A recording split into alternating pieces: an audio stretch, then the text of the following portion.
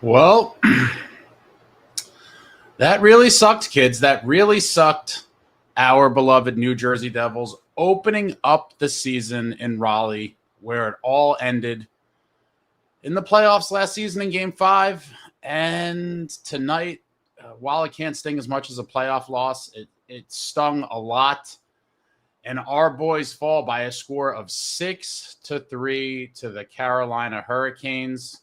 Oh, welcome back, Devils fans. It is your host, Ace, here on Running with the Devils, where we are talking New Jersey Devils hockey all year long. Please hit that subscribe button, smash the like, share with a friend. Thank you very much. And guys, I'm just digesting this. Let me get there's just so much. I hate the Carolina Hurricanes with a burning passion. At this point, I've explained it can never top the hatred for the Rangers just because of all the years and all the things. But they're so close. They have owned us for so long. I cannot stand them. I cannot stand their fans. I cannot stand the stupid surge that they do afterwards. I hate everything about them. I hate the state of North Carolina. Quite frankly, I don't even know how Devils fans that live in that area go to the building. I'd mentioned before, my buddy, shout out to Jordan, his brother Brad lives down there, and he's gone to like a dozen games or so over the past however many years. And I think he's seen like 1 or 2 wins. This team owns our soul. I absolutely hate them. The boys didn't give up, but I mean, my God, like when are we going to, I just hate them. I hate them, but we're back, guys. Win or lose, we booze. And tonight, I got to not hit the microphone on opening night here. Surfside. We're going with the iced tea and lemonade blend. Highly recommended. Tonight's video brought to you by Surfside. Win or lose, we booze. Cheers to all you guys. An absolutely painful loss. Brutal stuff. And wow. I mean, when I thought I couldn't hate the Canes anymore, we were teased. Absolutely teased. Came back from a deficit 3 separate times. We get to the goals here. And of course, it starts off with a familiar friend. The only Hart winner as MVP of the NHL in New Jersey Devils history, Taylor Hall. A guy, mind you, side tangent, a guy that I said approaching last year's trade deadline, I wanted the Devils to inquire into, and I was flamed relentlessly by a lot of people about it. The guy still has game left, whatever, water under the bridge. It doesn't matter anymore. But first period, Gostisbehere blasts once on the point, and Taylor Hall with a beautiful deflection in front. Beautiful deflection in front. Taylor Hall gives the Canes the 1-0 lead. That's how the first period would end. We go to the second. Jack hits Bratter in the neutral zone from the D zone. Bratt gains the zone, puts on a few moves, jams on the brakes beautifully. Little jams on those brakes, freezes everybody. He gets the puck to Dougie. Dougie drives the net and just finishes with a beautiful backhand shot. Dougie Hamilton. I'm just tired of – put some respect on this man's name. This guy is a beast. This team is better with him than without him. I've defended him relentlessly for what feels like an eternity now. But, you know, Dougie ties up the game. I mean, what a shot. What a shot by Dougie. Absolutely beautiful stuff. And I love Dougie. Game tied at 1, short-lived. A minute and 8 seconds later. We can't have nice things for a long time. A minute and 8 seconds later, former New York Ranger and a dude that I absolutely hate, Keandre Miller. The Devils are in their pinned in the zone. They can't win a battle on the wall. The puck just kind of like trickles to the front, and Miller just puts this like crap shot on net, and it's in. 2-1 lead. We tied the game. We had a tie game for a minute and 8 seconds. Immediately deflate all of us pretty quickly. Canes up 2-1, and then later on in the period, Luke gets the puck in the D zone, and he makes a beautiful pass right up the middle to Cody Glass, cutting through the neutral zone with speed. And Cody Glass takes it in and does what he's got to do. Rips one from the circle right past Freddie, ties it up at 2. And Cody Glass, hello, bottom 6 scoring. Where have you been our entire lives? Cody Glass, hopefully he could bring some of that scoring throughout the year, but beautiful shot by him. It's all tied up at 2. And we head to the third, and now I am maybe getting slightly delusional. Like, all right, we're getting outplayed a lot. We're showing flashes of whatever. Are we going to steal a game on the road? And Markey, some great saves early on in the game. I mean, that first period, the game could have gotten away from the Devils, but 2-2. After 2, we head to the third. And Keandre Miller again. He just rips it on the rips a blaster on the power play. Markey gets a piece of it, and it just kind of flub knuckles past him. Bad goal. He has to have that one. And then the second one as well. I think the second and third goals, if I'm being honest, were weak goals by Markey. But he did make a ton of great saves to keep us in it. I'm not putting this loss on Markey whatsoever. I skimmed the comments pretty quickly and saw a lot of Markey venom. But, save that for somebody else. Without Markey, we were getting run out of the building early on. Keandre Miller, second of the game on the power play, gives them the 3-2 lead. And, of course, again, very short time later, 1 minute and 17 seconds later, Pesce coming up the wall at the puck. He throws it across and it towards Jack. And I have to believe that Jack purposely, because it looked like Jack was going to try to sweep it. He knew Bratter was breaking down the other wing. And so he may have tried to get a stick on it to make the pass, or he let it through. But either way, puck comes kind of through Jack, hits Bratter coming up the wing, and he just rips it right past Freddie. Tied at 3, and now I'm like, this is destiny. At that point, I thought it was our destiny. I thought it was our destiny to steal this game. All tied up at 3. And that only lasted about 6 minutes. Late in the third, Carolina's pressuring. They're moving the puck around, and they just find Jarvis in front for a redirect with 2 minutes and 43 seconds left. Canes take the lead, and at that point, I was like, okay, it's over. Like, after Bratter scored, I really thought at a minimum we were going to get the loser point. And I wanted the regulation win, but I thought at worst case we'd get the loser point. No, we couldn't even get that. Jarvis gives them the go-ahead goal. Pull Markey, get the extra attacker. Devils coming in the zone. Jack makes a terrible backhanded pass. I think it was towards Luke, actually, but makes an errant pass on the backhand, and Jarvis just picks it off and just takes it in. Easy deposit into the empty net. Jarvis is second of the game, gives Carolina the 5-3 lead. And then to add insult to injury, with 13 seconds left, Taylor Hall, again, is streaking up the wing with the puck, and he hits Robinson in front for a tip-in. 6-3. Absolutely disgusting. Tons of posts tonight. The posts were a main factor in the game. Had the Devils won the game, the posts, as many of you pointed out in the chat during the game, that the post would have 1,000% been the MVP. I believe that the Canes hit 5 posts throughout this one, which, it is what it is. I mean, every team, they lead the league in shots, shot attempts, and as a result, they also led the league last year in crossbars and posts hit. But, I mean, wow. What a game. What a tease. Devils come back from being down a goal 3 times. Down 1-0, tied up 1-1. Down 2-1, tie at 2-2. Down 3-2, tie at 3-3. And then it all just got away, and my God, what a way to I just hate this team. I mean, and many of you are dooming. It's game 1 on the season. I don't think the Devils looked great. I don't think they looked nearly as bad as many of you are saying. All the nonsense about Mark, whatever. I mean, Carolina has had our number for years. It's a very tough place to play on the road in their building. And once again, they just wanted it more. Infuriating, though. I'm pretty pissed. We go to the game stats. Devils, 22 shots on goal. Hurricanes with 33. They're a heavy shot volume team. They're just chucking shots from everywhere. And every time they're on the power play, I had like a little heart palpitation. They are deadly on the power play, and it seems like they're going to score almost every time. At least on the power play, it feels like that. Devils losing the faceoff battle, 46.9% to 53.1% for the Canes. Devils power play. Powerless tonight, 0 for 2. Canes go 1 for 4 on their power play. Devils with 25 hits, Canes with 27 hits. Devils 19 block shots, Canes 13 block shots. Devils 28 giveaways, Canes with 20 giveaways. There's a ton of giveaways.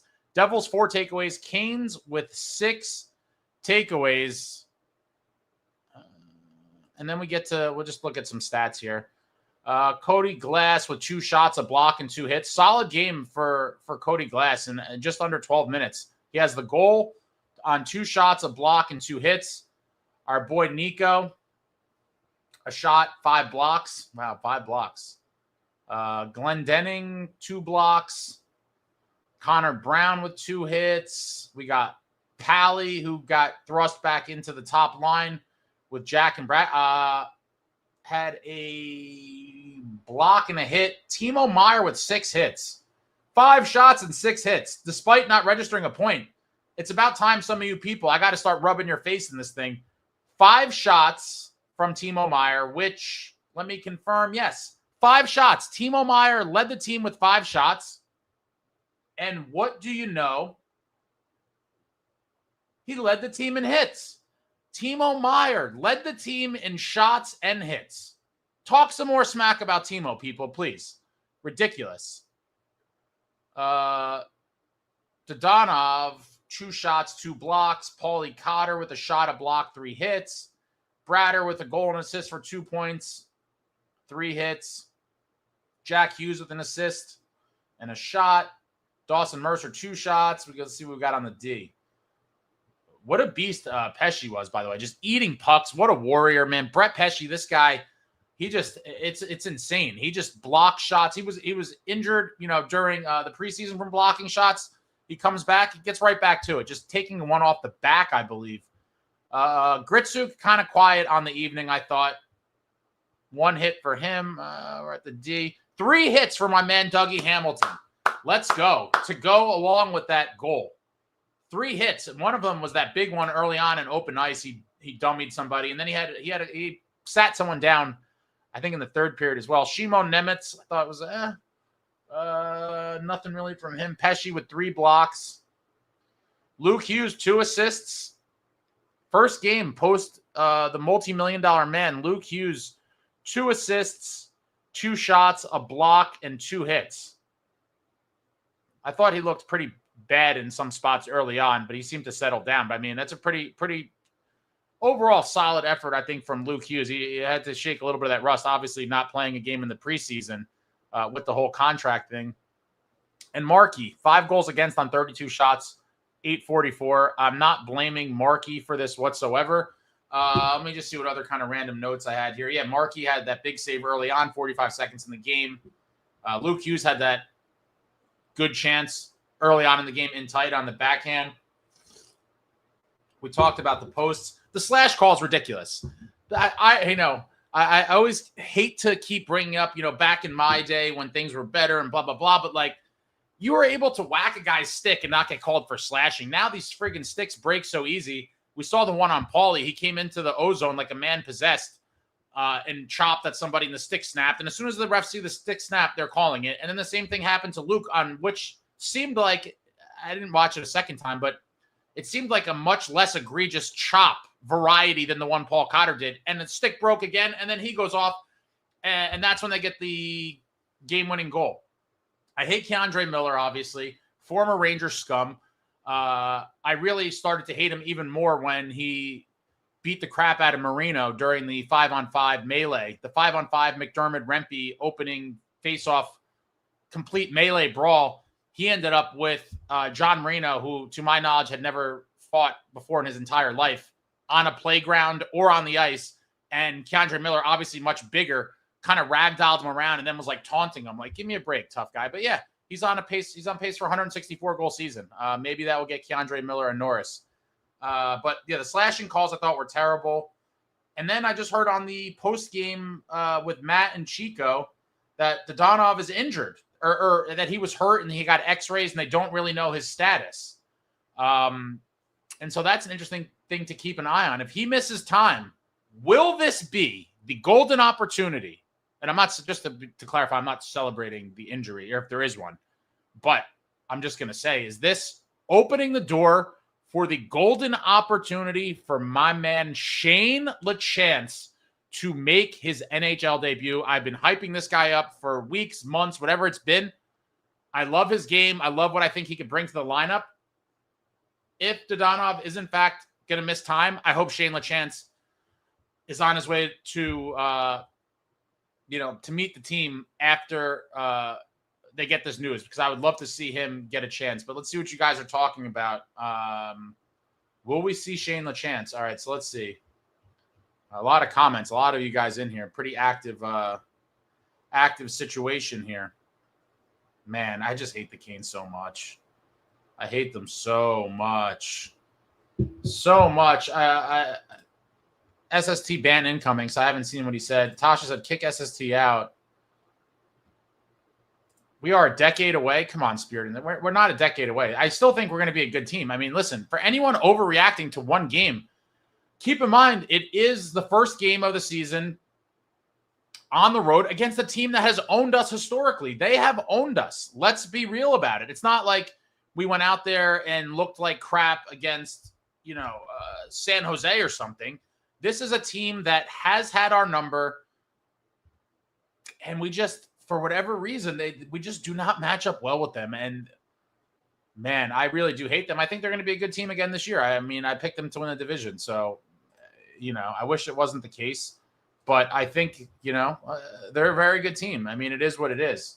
But to doom and get so carried away after game one, I think is crazy. I think the team's going to be fine. I think you guys, the people that are dooming, it's a little crazy. True Patriot says, A's tired of hearing about how hard it is to play there. Either you come and play with balls or don't. I'm tired of soft play and turnovers. I mean, listen, I didn't think it was like a lay down game. We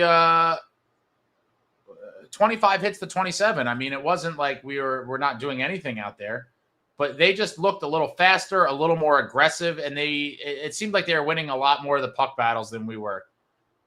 They just seem hungrier and wanted more. But that is a very battle-tested, just thorough group.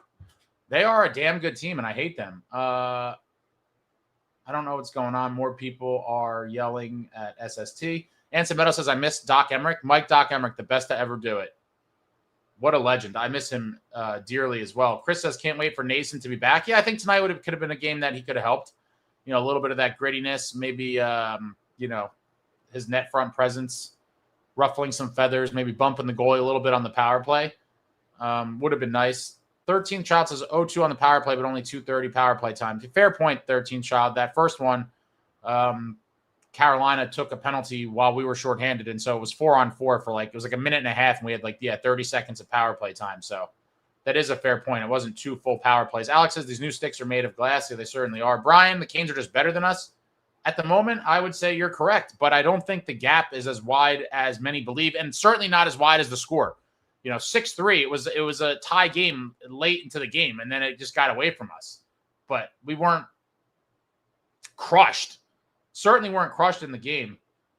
Alex and Timo did fine. Woodson said 6 hits for Timo, and I didn't see one be impactful. Oh, now when a guy registers hits, now we're gonna say that they weren't impactful. I mean, this guy can't win with some of you people. Like Timo Meier, I mean, the least of my worries.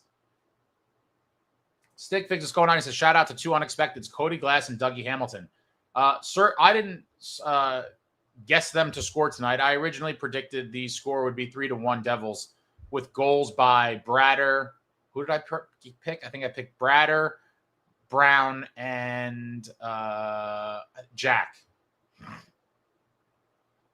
I got one of the goal scorers right, but obviously the score was not what I predicted or what we wanted. How I got here, Jeremy Proper, Pesce was a monster on the blocks, as he always is. Brett Pesce is a cool, calm, collected veteran who will sacrifice his body. He's done it throughout his career, and he goes right back to blocking shots tonight. I mean, I thought when he first went down the way he was rolling around, I was like, oh, God, please tell me he's not going down the tunnel. I thought it was more than a stinger that he was going to shake off. Like, I thought he was going to leave the game. Thankfully, he didn't. What an absolute legend. Code says, if Dougie keeps this up, I hope they keep both him and Luke, send Mercer and Palat away. I mean, I love Dougie. I've defended him. I've talked about him for forever now. In the end, he's not going to be here till the end of his contract. I think that's pretty obvious, but I really hope we could go on a deep run with him this year. Alex has put Pesce's face on the Get Rich or Die Trying album. What a classic album, by the way, Alex. One of my favorites. The rookie release, the debut album of one Curtis 50 Cent Jackson, an absolute classic. Mike, how you doing? Looks like a Canes fan here. He says, I miss Pesce. You guys got some true grit with him. Yeah, Pesce's the man. We thank you for him. We are going to take good care of him. Hopefully he can continue to teach some of these young kids we have on the blue line how to win, how to play like a warrior, and how to win. How to win. Perry says, defense failed us big time. Brian, just glad Devils hockey is back. Oh, Bobby, I'm sorry. I just saw this. Thank you for the super, Bobby. Not much to say. Markey let in 3 super soft goals, and we fell apart in the end. Jack with a stupid turnover with the net empty. Game should have gone to OT. Yeah, thank you, Bobby. I really appreciate it. Two of them were definitely super, I don't know about super soft, but pretty soft. And then, yeah, once they took the lead, it was a wrap, an empty net. And then that last one to just kind of give us an extra kick in the back with 13 seconds left. Terrible. Bad pass by Jack for sure. He knows it. I mean, it is what it is. He was trying to feed the puck to the wing, and it was just not a good pass. Not a good decision with the puck, but thank you, Bobby. The game should have went to OT. Complete travesty. Complete travesty.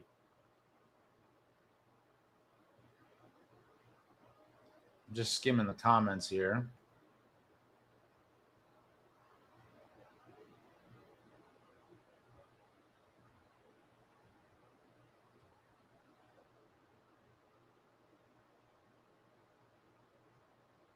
BC said Nemitz needs to step up tonight. Was brutal.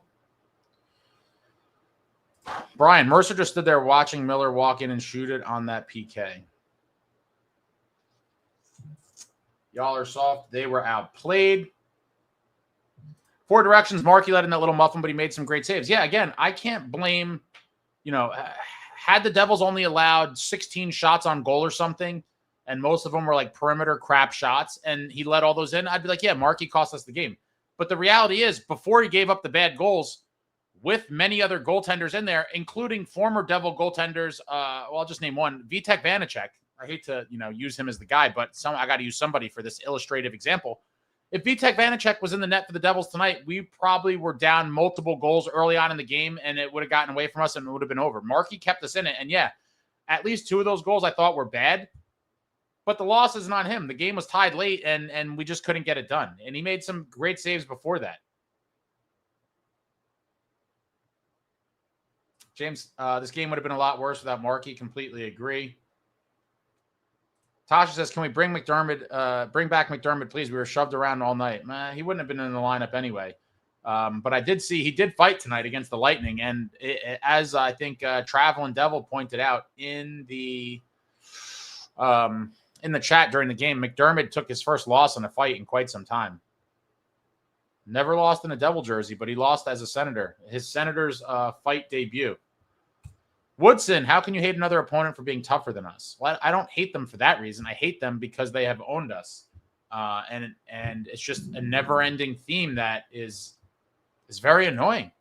Like, we have to beat this team, and we have to beat them somewhat regularly. We can't just lose to them every time we play.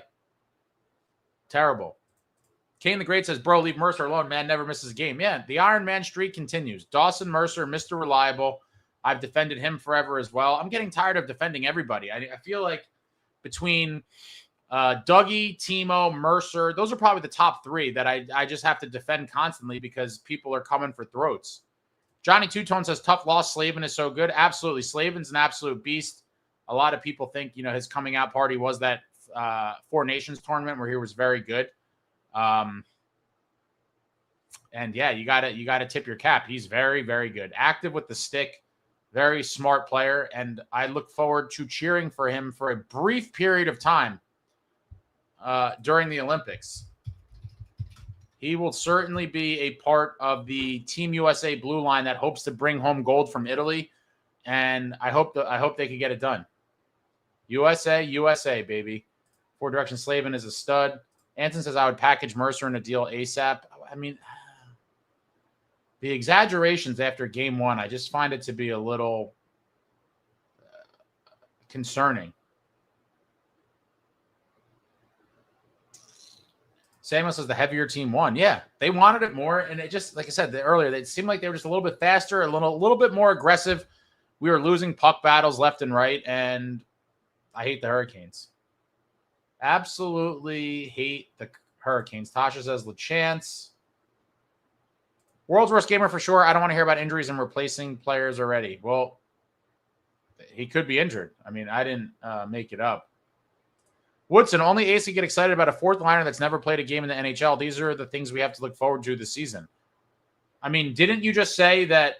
Hold on. Now I have to scroll up because you're talking smack. Okay, Woodson. Minutes before you said, how can you hate another opponent for being tougher than us? Obviously, I am Mr. Heavier, edgier, more violent. I've said for years and years now that I think the Devils need to really embrace that role and get a couple guys that could really fill that void.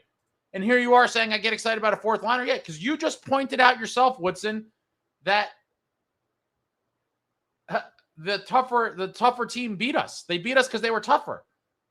And bringing LeChance in, that certainly improves our toughness. So I don't know how you're going to, in one breath say that the tougher team won and then be like, oh, Ace is an idiot for getting excited about LeChance. Not to mention, he's got some hands too. I think he can provide some offense. Johnny Tuton says if LeChance slots in, that moves Gritsuk up, right? I mean, one would think. I don't think that's etched in stone, but I think that probably would be the move. Or they may just keep Pally up there and kind of figure it out from there. I wouldn't be surprised if they did that either, just because there is a level of familiarity with them all the time that he spent with Peanut Butter and Jelly. But 7 years away, oh my God, Woodson, we're 7 years away. Come on, man. You don't even know who's going to be on this team in 7 years. Unhinged Devs fan, I hate the Hurricanes, but I wish we were gritty like them. They are fairly scritty, and I like Brendan Moore's old school toughness. Yeah, they're a winning program. Last year, people were like, oh, they're going to be down. They lost, we took Pesci and Nason from them. They lost a couple other guys. They don't skip a beat. I mean, it is what it is. It's a winning culture, a winning program. Rod Brendamore knows what he's doing, and he's a very good coach, and he's always going to have his team ready. Yallersoft says the team looks the same all the time every year. This isn't a one-off. I guess that's supposed to say continuation. I don't necessarily. What does that mean?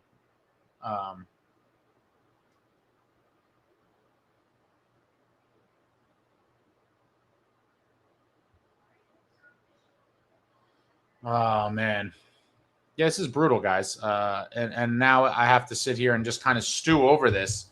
I wouldn't be as bothered if it was a different team, but the fact that it was them and it was kind of a sort of a heartbreaking loss the way it went down. And now we have to sit with this till 44 hours, whatever, till Saturday night in Tampa. And again, we've all talked about the October schedule is absolutely brutal. And so we go from Carolina and then we're going to Tampa. Not an easy team. And then on the road Monday against the Blue Jackets. I mean, the next game is big. They got to bounce back and just get a win because opening up 0-2 would be absolutely brutal. Ronald says they're going to fix their play in the defensive end. That was pretty much what I saw. They were horrible on their own end. It was just a lackluster effort. But some of the positives I would say is that they didn't give up in a very hostile environment. They came back 3 different times. They erased a 1-goal deficit 3 times.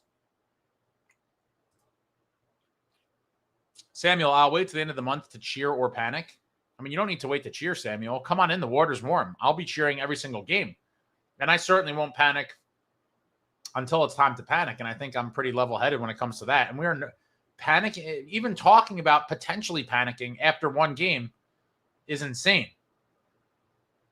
Completely insane.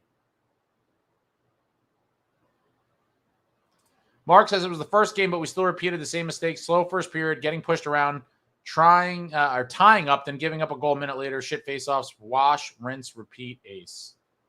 I can't say you're wrong, but we're going to see how they respond. What does this team look like in Tampa Saturday night coming off this just painful loss? Yeah, we were 2.5 minutes away from at least a point, which would have been really nice to get a point on the road. But wow, man. Jonathan G says, you are however many years Quinn Hughes isn't in Jersey away.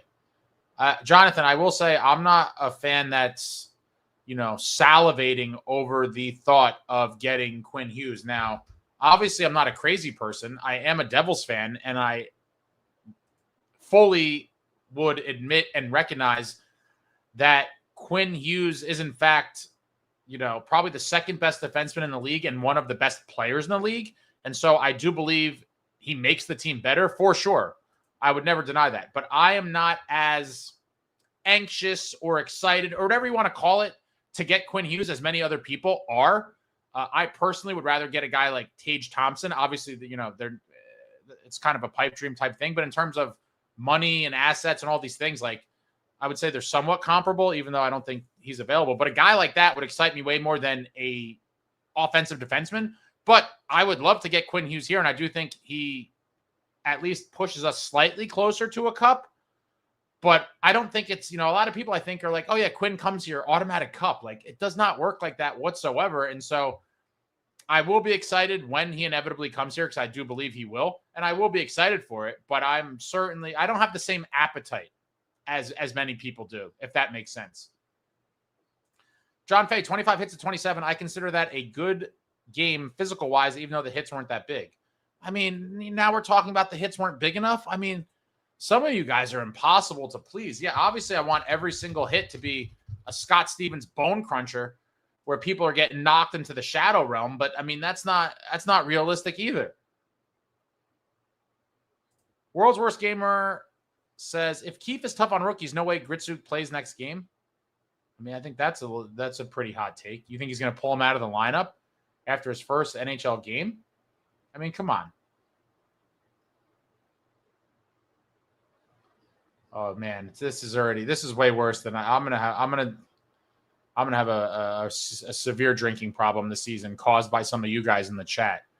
The level of dooming after game one, it could be unprecedented levels of dooming. And I think a lot of it just is culminating from just the years of pent-up frustration and underperforming, I guess, by this team. And listen, no one wants this team to win more than I do. I love this team. The Devils have been a significant part of my life for 30 years. And I just want to see them win another cup before I die. But I mean, the fact that some of you are talking like we were just, we just went 0-12 or something. It's one game. Still more fighting in the chat. Jake. Hello, Jake. I honestly think we'll never see 22-23 Dawson Mercer again. He'll forever be an average NHLer, not quite good enough to be a true top sixer. I mean, that could be true, Jake, but are you going to cast that ballot as your vote right now after this one game? Or maybe you're one of these people that have been kind of down on him for a while, and then, if you didn't like his game tonight, then you immediately are like, yes, that is proof of exactly what I've said about this man the whole time. I mean, listen, he's making $4 million, which, given the cap climate we're living in, tons of teams would be thrilled to have a guy like Dawson Mercer in their lineup at $4 million. I promise you that. Tons of teams would love to have him. And I think the jury's still out. He's only 23 years old, man. He's turning 24 in like 3 weeks. It seems like he's been around forever because he's been around for a while, but he came into the league as a super young kid and he's still young. Sometimes you got to really just sit back and think, like, 23 years old, like, Jake, what were you doing when you were 23? I know I could tell you exactly what I was doing when I was 23, and it wasn't playing a professional sport, and it certainly wasn't anything productive for the most part. And you develop a lot after that young age of 23. I mean, come on, he's going to be everyone writing off Mercer. I mean, it is just, wow. One game I didn't think would, I knew there'd be some doomers, but I think the level of it is a bit astonishing to me. I think it's way more widespread than I was anticipating. And again, maybe the way in which they lost adds to that as well, because we were teased where the constant comebacks for it all to fall apart. But give it some time. Give it some time. As far as I'm concerned, they should get rid of the friggin' preseason. I mean, between split squads and playing AHL guys and doing all this roster nonsense that, with the guys that played the amount of games or they didn't play the amount of games, and you got to have 5 guys that played 100 games or whatever it is. And no one's trying 100% anyway, except the guys that are on the bubble trying to earn a spot on the team. Preseason is indicative of nothing to me. And like I said, everyone's kind of going half speed. So you're talking about, the reality is it's the first game. Regardless of preseason, no one's taking that seriously anymore. And a lot of guys haven't for quite some time. But it was the first game. And in the House of Horrors for the Devils, I mean, the Hurricanes in general have owned us, like we know. But specifically in Raleigh, it's even worse. And so I'm not going to write off or start dooming or all this stuff for a team that fought pretty hard, showed some heart and came back 3 different times in the game. 3 different times. They didn't just lay down and die. Johnny Two-Tone Dougie also laying out a couple of large hits. Yeah, that first one was amazing in open ice. And like he didn't even really like fully kind of commit to it. It's like the guy was skating at him and he just kind of stepped up a little bit and dropped his shoulder. Like had he really like tried to lay the smack there, I think he could have really taken the guy out of his skates. But hopefully Dougie, that's something maybe that he's been told that he needs to step up. I have felt for a while that his large frame was going to waste on most nights. Like use that size, start rocking people. You're a giant, play like one. But I'm a Dougie guy. You know, I like Dougie and crazy.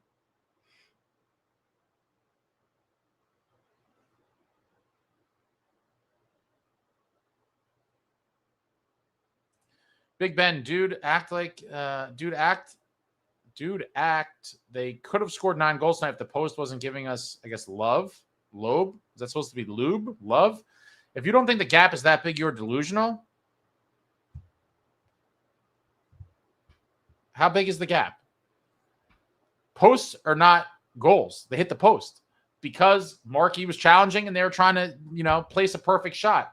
I'm not going to be like, oh, all the shots that hit the post should have been goals, and so Markstrom could have given up 9 tonight. I mean, come on. Nick, I wouldn't say the Canes are that much better, but their styles are kryptonite. They body us, and we just let them cycle the zone. Boys need to be more aggressive. Yeah, I agree. All right, let me try to skip ahead a little bit here.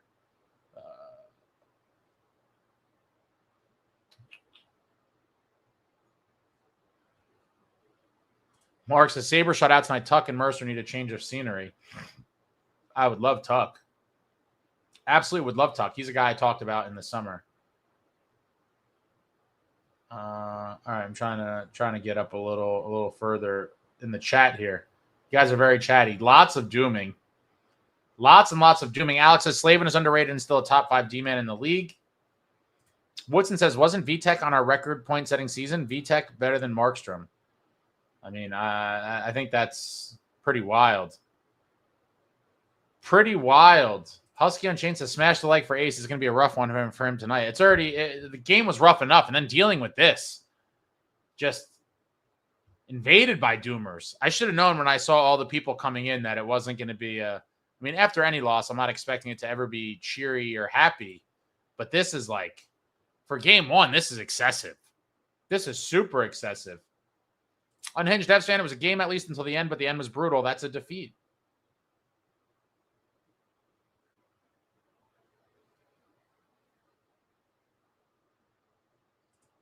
John Fay, almost 200 people in this chat, only 46 likes.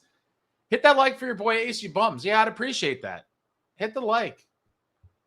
Hit the like. True Patriot says they will continue to lose to the Canes until they can match intensity and speed they have. I agree. These guys got to start playing a little feistier. Cotter, I meant to talk about him earlier. I thought Cotter had some jump in his game tonight. He was kind of all over the place.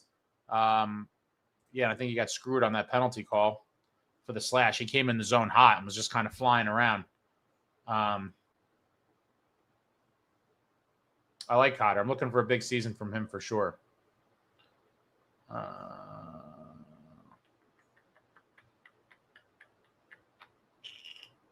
Devil Heaven says, relax, Devils fans. Relax. These people don't know how to relax. They could not relax if they were on fistfuls of Valium. Some of you people might need to get a prescription for something. At least if you don't, need it during the summer, you might need it during hockey season. Some of you people got some real issues. Alex, I think people are upset because this game is kind of what you can expect in the playoffs. I mean, we know what to expect in the playoffs. The season ended a little more than, 5 months ago in the same place. Absolutely brutal. Absolutely brutal. Vic, what's going on? Sup, Ace? Tough loss, but I kind of saw it coming. I felt really good before the game.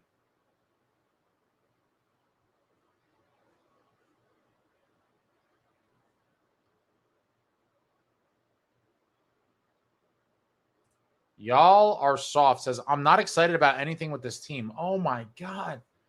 This might be, I mean, wow. Game 1, guys. This is where we are as a fan base. Game 1. Game 1. Game 1. People are talking about, talking like we just lost our 12th in a row. Game 1.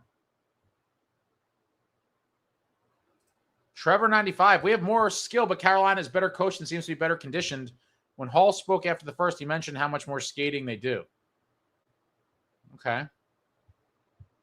I mean, unless we were at both, or we talked to a player. I guess that'd be something interesting to kind of ask Pesci or Nason about, being that they were there only 2 seasons ago. What's going on, Luke? Bad loss. Carolina was a better team for most of the night. Not going to lose it on one game. Let's get back at it and get the dub Saturday. After 12 games, I'll give my honest assessment. Let's go Devils. Yeah. I mean, at 1 game. But now, it's like you really don't want to start 0-2. I really would like to win that next one. I'm never going to call a game in the second week of October a must win, but it definitely feels like now it's like, okay, we don't want to be 0-2 going into Columbus. John Fay, Ace has a point. Woodson LeChance has shown when he's ready to rumble with the big boys. I mean, I don't see how, especially a guy like Woodson talking about the other team was tougher and stuff, how you would not be at least a little. I'm not saying LeChance is going to be this game breaker and it's like, the team's going to be exponentially better with him, but I think he can improve the team. I do believe, with the skills and the size that he brings. And for someone who also talks about toughness and all these things, Woodson, how would you not at least be a little curious or excited about him getting some time with the big team? Brian J says, Jack's line is too small. We need a big boy on that line with Bratter. Yeah, that's been my number one wish list item for years now, is that I want a big, skilled, physical winger to play with Jack and Bratter. I think would complement them perfectly. A couple years ago, my fantasy pipe dream was Brady Tkachuk. I think that ship has long sailed, so I don't think that will ever happen. But I would love a guy like Tuck, and then obviously on a more slightly delusional scale, Tage Thompson would be like, yeesh. If they were ever shopping him, I would implore the Devils to package whatever they had to land that man without gutting the current team, obviously. Give him a bunch of futures. Give him first-round picks. Give him prospects. Give him whatever.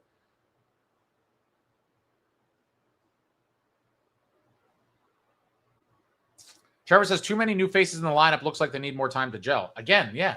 The first real game, you're going to see some kind of adjustment period for sure. Despite playing in preseason games, it's not the same thing. And so with all the new guys in the lineup, I do think there is going to be kind of a learning curve. But hopefully they figure it out soon, because Tampa is a very good team.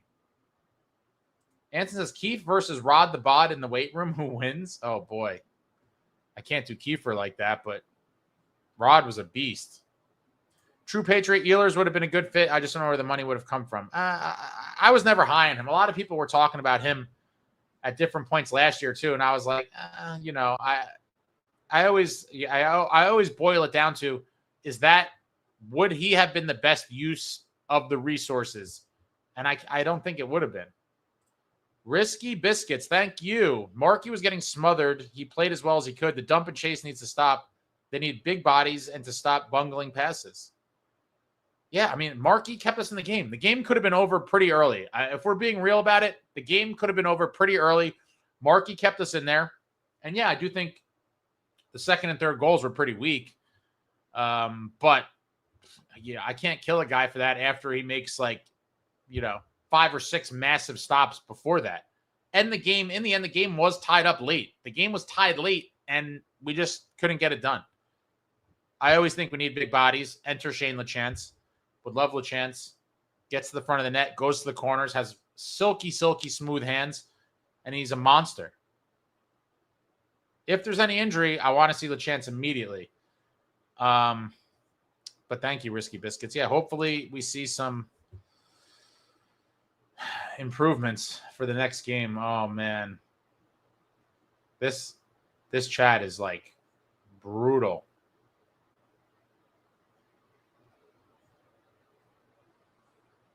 Roman Checkmonic, however the roster shakes up, this once we get a good read on it, we all know Fitz will not tune it up externally at all. Mr. Wait and see instead of act. I mean, it was one game, guys. Game 1. Let me remind you. Game 1. It's October 9th. It's October 9th. Let's not get crazy and start talking about, burn it down and this, that, and the other thing. It's one game against the team that owns us. It is what it is.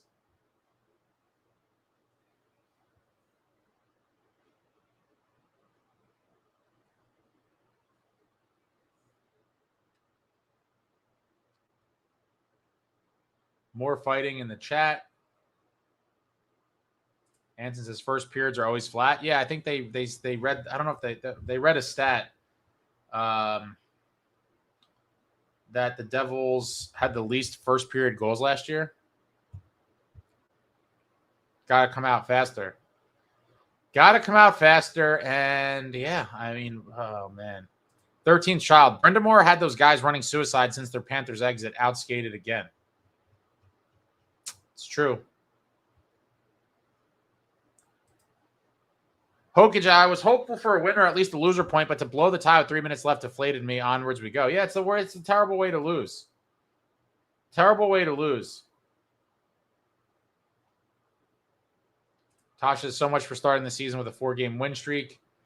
How I got here, Jeremy Proper was going to go to the Tampa game, but got a free box for the Panthers. Hard to beat that, right? Critter Chronicles, Timo needs at least 35 goals and 80 points a season, or I am out on him. He is getting paid nearly $9 million, needs to produce. I think 80 points is completely outlandish expectation on so many levels. 80 points, let me just see something here.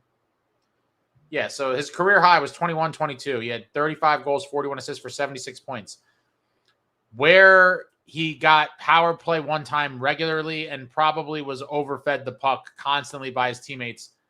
He's now on a team with lots of other good players, and he's not on power play one. And you want him to have a career season. So that's what you're saying.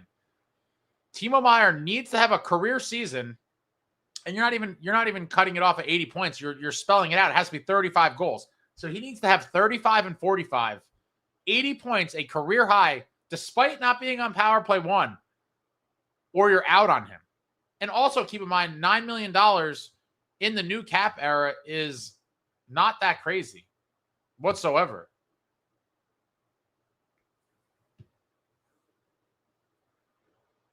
World's Worst Gamer for sure says we could easily be 0-7 going into the San Jose game. There's no way. 0-7. Woodson, they completely gave up and left Markey out to dry in that 6th goal. Yeah, well, I mean, once the game was completely over, that kind of did happen. Zupamaki, I'm just not seeing this group have much success. Been missing leadership and accountability for years, starting with a lame duck GM that can't pull any trades to improve the roster. In the season, I'm assuming you mean in season. I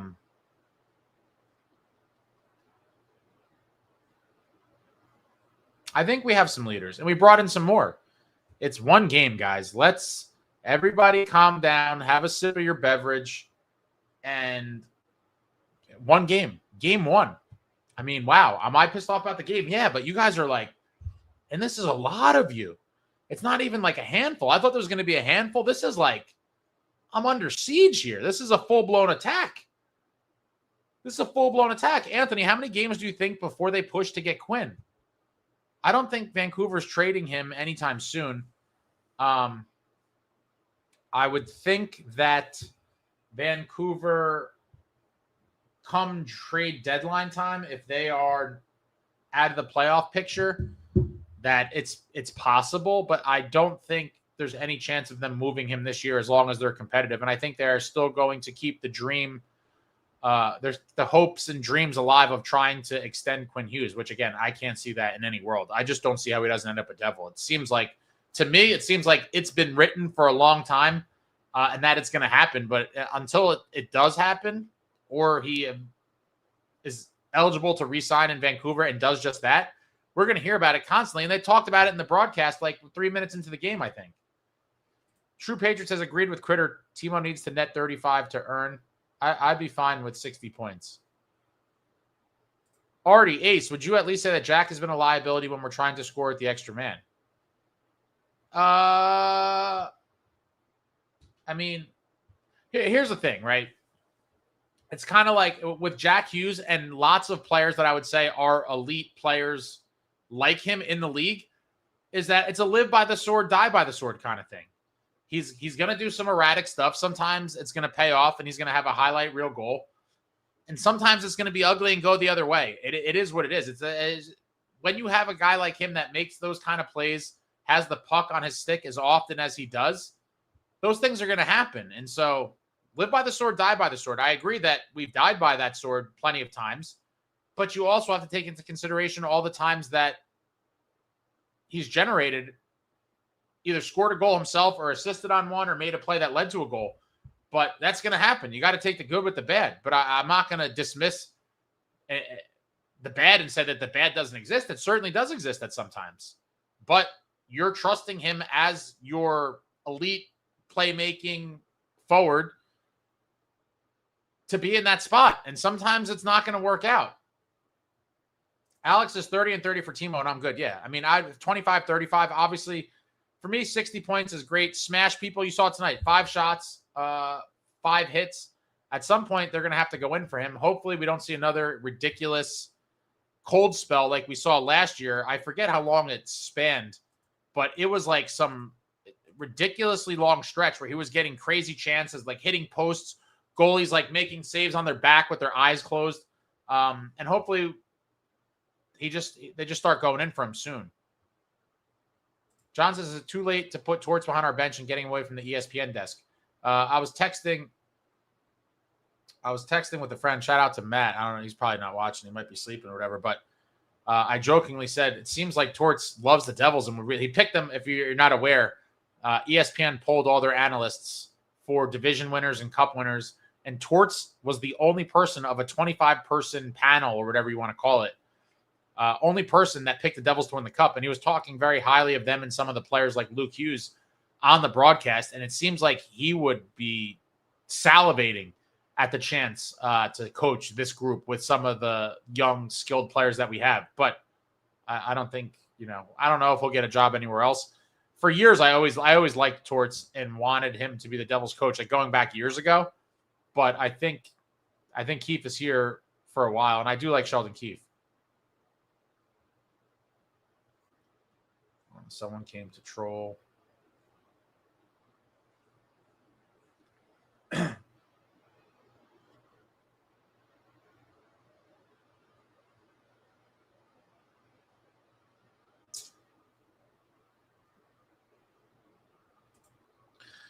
World Wars gamer for sure. Hopefully it won't be a 2-9 October, but be mentally prepared for the worst. 2-9, I am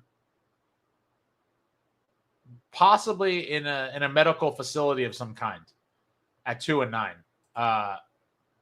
That's certainly Risky Biscuits. Thank you, sir. I'll take a bad October over a bad January to April for sure. For sure. But again, we're talking about one game, but thank you for the super. Yeah. Obviously if you're going to have a skid or, go through some rough patches, obviously it's better to get that out of the way in October. But with that being said, you don't want to find yourself on a hole that's going to be incredibly hard to dig out of. Last season we saw the Devils built up a nice cushion and then they stumbled hard in the calendar year of 2025. And as a result of the cushion they built up, were able to back into the playoffs. You can't get into too deep of a hole early on in the season. And I don't think that's going to happen. I just think a lot of you guys are overreacting in the moment. But like I said before, I'm fairly surprised at the sheer volume of the, maybe not quite, there's some straight up doomers. Then there's some more like, I wouldn't quite classify it as dooming. And obviously criticism, constructive criticism, or just flat out observations is fine. But like some of you guys take it far. Alex says, I'd rather spend the money from Quinn on a big winger, no doubt. Yeah, so do I. But like I said, it certainly seems as though this is kind of in motion, or it will be in motion. And so I'll be happy when we get him. Mark says we lost Ace. There's nothing pleasing about that. I agree. Woodson, Torts would get arrested after each practice with this team. I do think he could be. I don't know. I feel like a couple years ago I would have said Torts would have had this group like, or at least a good chunk of the group like crying at some point because of how ruthless he could be. But I think now with the amount of veterans we have in this hypothetical world, I think that they could handle a Tortorella coaching style. I think they could. But Keefe's our guy, and hopefully he brings us deep in the dance, guys. I just want to win a cup. I just want to win another cup. The four directions, Carolina is why we drink, Ace. Yeah. One of the reasons. I mean, I got plenty of others as well. But the Carolina Hurricanes is certainly on the list.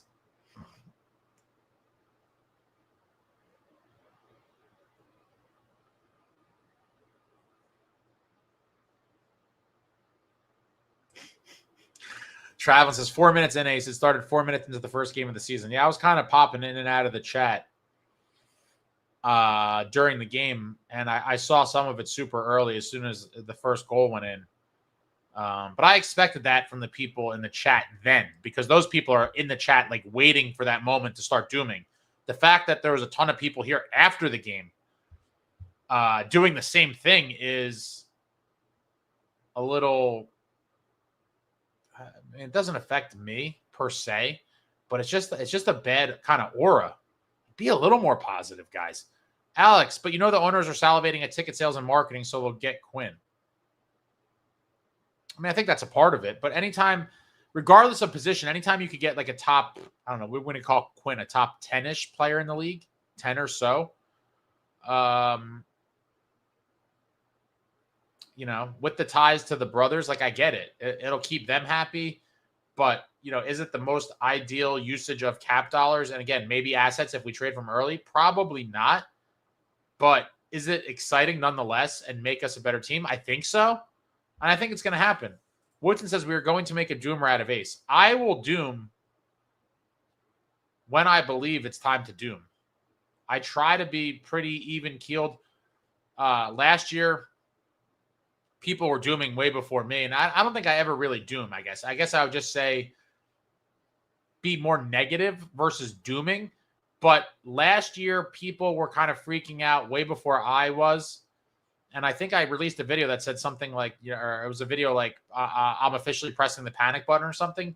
And I think it was sometime in January after the Devils lost back-to-back home games on a weekend at the Rock. And I forget which one was first, but I believe the teams involved that we lost to were Philly and Ottawa. And for whatever reason, you know, people were freaking out way before then. I said, give it some time. You know, it's not a huge skid. Like, let's just see how this plays out. But then after I saw those back-to-back losses, that was enough for me. That's where I was like, I'm pressing the panic button. Something needs to be done. We need a trade. We need something. And it never came, unfortunately. Bobby says, Ace, you're only 30. Are you talking about years old, Bobby? I wish I was 30. That was a long time ago, man, my friend. I remember my 30th birthday like it was yesterday. But it was a lot longer ago than yesterday. That is for damn sure, man. You guys...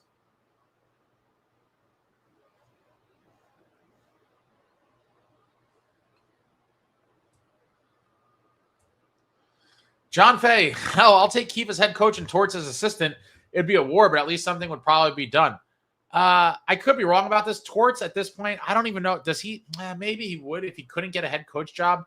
Would he accept an assistant job?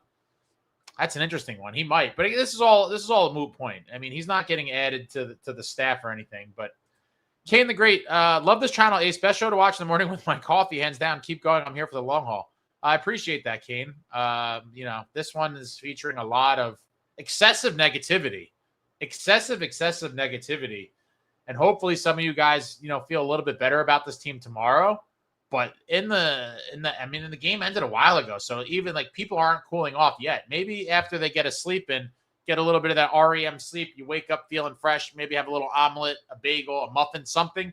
and you really just sit back and analyze your life and the way you overreact to game one of a long NHL season. Riot and respect. Thank you. Mercer kind of looked bad tonight. Hope he figures it out. Yeah, I mean, not a great game for him.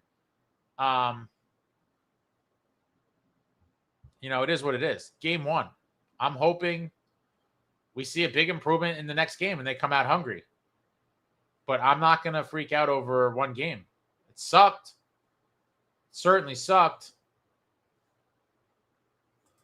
I got here, Jeremy Proper. Rag shut out Buffalo. Give him the cup now or another in-house made banner. Oh, boy. Devil Heaven. I've seen this team for 40 years. Give it time. Chill. These people have no chill. Unhinged Devs fan. This team needs to watch Stevens hit videos. Oh, my God. If Scott Stevens was in the league today, he would probably be on trial in 12 different states and possibly brought up on like attempted manslaughter charges because some of those hits were just devastating. Absolutely devastating. Knowles, it is only one game. Will we ever be good enough during empty netters? I know last year we were close to last. No. Great game. Devils look good, but tired for some reason. We're always going to be deadly with the extra attacker, whether it's 6-on-5, 5-on-4, whatever it is, 4-on-3. But bad pass by Jack, and that was the mercy bullet. SST says, running will always be positive. The true Devils fan, unlike me or Woodson, we are fake fans. Just for the record, I think you more so you, SST, I think are super negative and a little erratic. Woodson, I agree with, I'm not going to say a lot of times, but sometimes I agree with Woodson. But I certainly, I just think you guys are crazy. I didn't say that makes you fake fans or that I'm some true Devils fan. Everyone is a fan in a different way, and you're entitled to be a fan however you see fit, however your heart desires. You be your fan, your version of a fan, however you want, and everyone just live by that. And I'll be a fan the way I want. With that being said, though, if your version of being a fan is to go to a live stream chat and be extremely negative, then I have the right to respond to that the way I see fit. You see? You got me there? Dog D says there's no way someone with an ego like Tortorella would take an assistant coaching position and give up a TV gig. I can't say that that's definitively the case. I also would like to see the economics behind that. Like, what are you getting paid to be on TV versus what do you get paid as an assistant coach? I think that would play a big part in it as well. But he might be maybe calming down or I don't know what you want to call it, maybe changing his perspective as he gets a little bit older, and that he'd rather be in the game in an assistant coaching capacity versus not being involved in the game that way at all. He'll always be in the game as long as he wants in terms of like broadcasting and stuff like that. I think with his personality, he would always find employment. But I don't know that, the broadcasting might not scratch the itch for him the same way that being on the bench does. But we wouldn't know that unless we talk to Torts. All right, I got to skip ahead here. You guys are very chatty. I apologize again. Don't start attacking me if I didn't read your comment. There's hundreds of comments. There's one of me. As a reminder, I am the host of the show. I am also the producer. I am the sound engineer. I am a one-man orchestra out here, and I only got 2 hands and 2 eyeballs. So I try my best. So please don't start crying or attack me if I don't read your comments. The reality is I'm reading a small percentage of the comments because there's just tons of them. And I'm trying to sift through the infighting and all the shenanigans that's going on here. Flat-footed gringo. Cotter needs more love. Love his game. I love Paul Cotter. You must. I don't know. I've seen your name before, but welcome, flat-footed gringo. I am a massive Paul Cotter guy. Call me a Paul Cotter guy. I love his game. I predicted him in my season prediction video to have a career year, and I hope he does. But he looked a little fired up tonight. Woodson says, SST sucking up to not get banned comment. I don't even know what comment that was. Yeah, I'm not even able to there's a lot of comments here, and I'm now what? Oh my God, I got to skip ahead a lot. I'm sorry, folks. I've been just, responding to the negativity. John Fay, MVP goal post, end of story.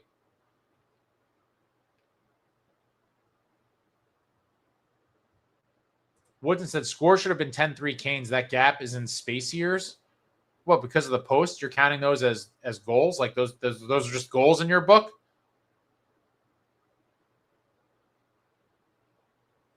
Tasha said, you know what? Now I'm with Ace. I've switched. Give us Tuck.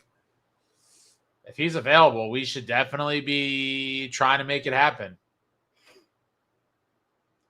VTech was an expert at getting left out to dry. Either had 50 save shutout or gave up 6 on 20 shots.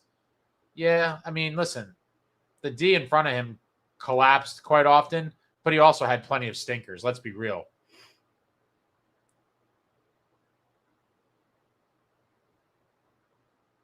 Dylan says, Ace, where's the bar? The bar is right here. Cheers.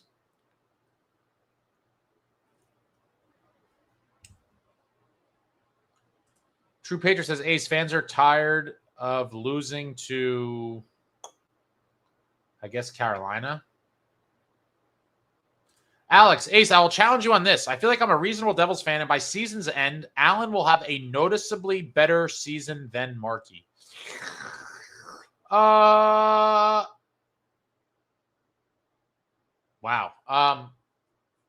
It's definitely possible. And I will say, if that is the case, then I don't think that bodes well for the New Jersey Devils, if I'm being honest. I don't know.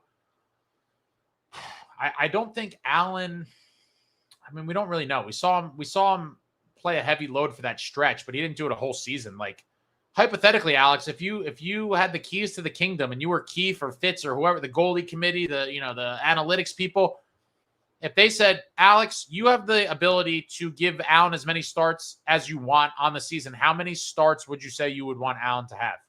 And I guess is your measuring stick for this going to be save percentage and goals against? Are you going to use wins? Like, what are the metrics that you're going to use, Alex? I could see it definitely. It's definitely a possibility. For sure, it's a possibility.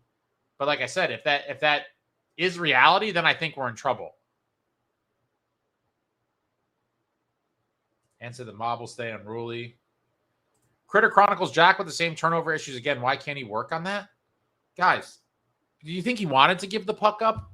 Like, clearly he didn't want to give the puck up. He tried to make a play. He made a pass he shouldn't have, and it ended up in the net. Like, it happens. When you are a player like Jack Hughes and you're handling the puck so often, it's going to happen. It's going to happen. If you look at guys that turn it over the most in the league, it's typically high-level skill guys that have the pucks on the puck on their sticks a lot. It is what it is. Just like I was at an event the other night, a couple weeks ago, and someone was asking the great Martin Brodeur something, and he talked about, how he has the most career wins. Someone asked a question about like adversity or, rebounding after a loss or something like that. And then Marty was talking, and he said something along the lines of, I have the most wins in the history of hockey. And he said, and I also have the most losses. He said, I played a lot. To my point, when you're Jack Hughes and you're handling the puck that much, you're going to have some highlight reel stuff, and you're going to have some bad footage on you as well, because it is what it is. It's not all going to be good. It's just not. I wish that was the case.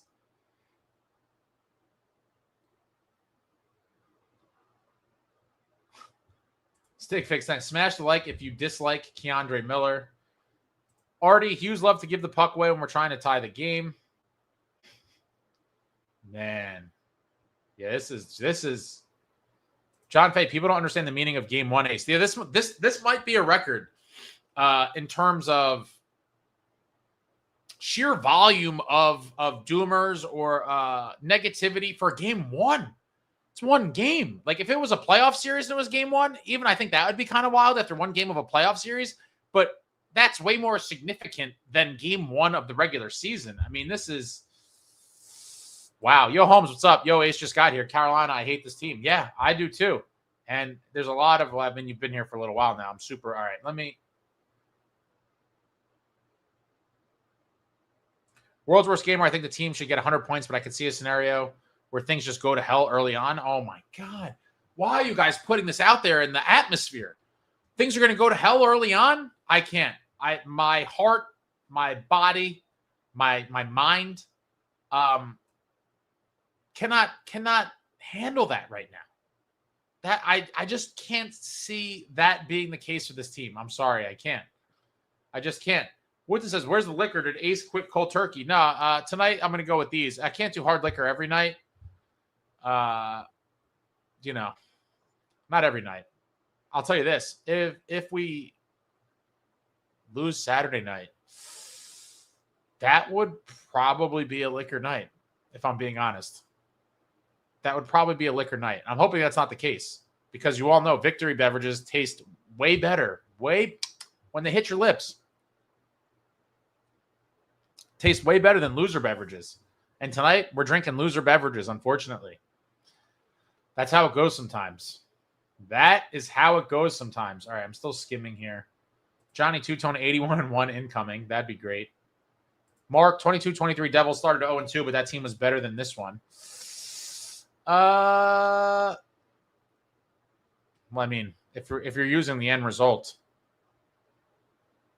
112 points in a playoff round one, I would certainly sign up for 102 points and 2 playoff rounds won.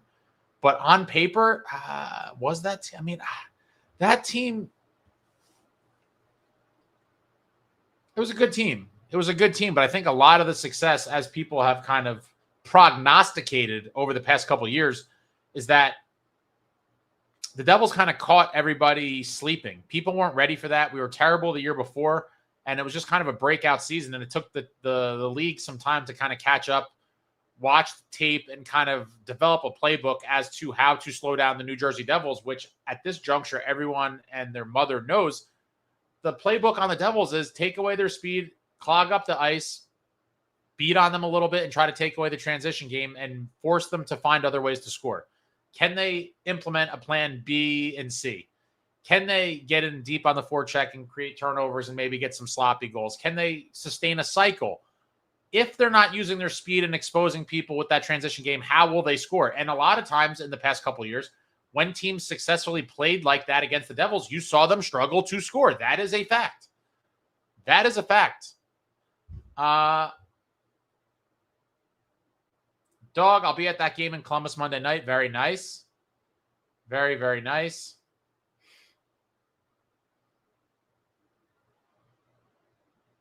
Tasha says 22-23 team was not better than this one. I do like this team better. I feel better about this team. But, we lost the first game, so the season's over.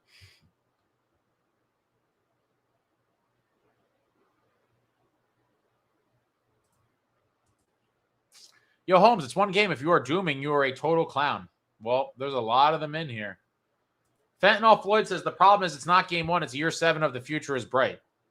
And I get that too. And I said that earlier. I think a lot of it is just built up and pent up frustration and people just kind of just waiting there with their finger on the trigger, just waiting for something they don't like. And pop, pop, pop, going to start firing off vitriol.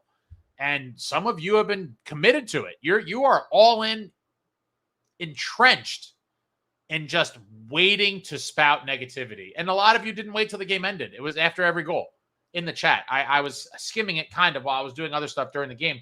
But it's one game, and I understand it's game 7. I'm frustrated too. I'm the guy that makes videos talking about win now and, all the things that have happened or did not happen that we all thought should have happened over this whole kind of era of lackluster, underperforming, just heartbreaking New Jersey Devils hockey. And there is no more selling the majority of the fans the future is bright because they have heard that for a long time. And they did see, or at least most people, I think, I'd imagine all of you in here at least were fans in at least 22-23. And you did see a team that had a great regular season. And you did see a team that won a playoff round. And then to just have regression since, missing the playoffs in 23-24. Massive, massive fail.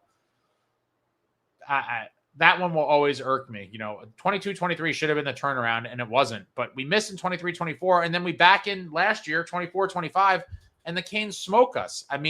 So I totally get your frustration. I am frustrated as well. But some of the stuff, the way people are talking right now, you would think that we were just mathematically eliminated from the playoffs in mid-March. It's one game. I'm pissed too, but it's one game. Woodson says we could be 0-20 and Yo Holmes would be saying don't do him. If we were 0-20, I'd certainly be on one. I would be on one, but 0-20 is like ridiculous. Come on.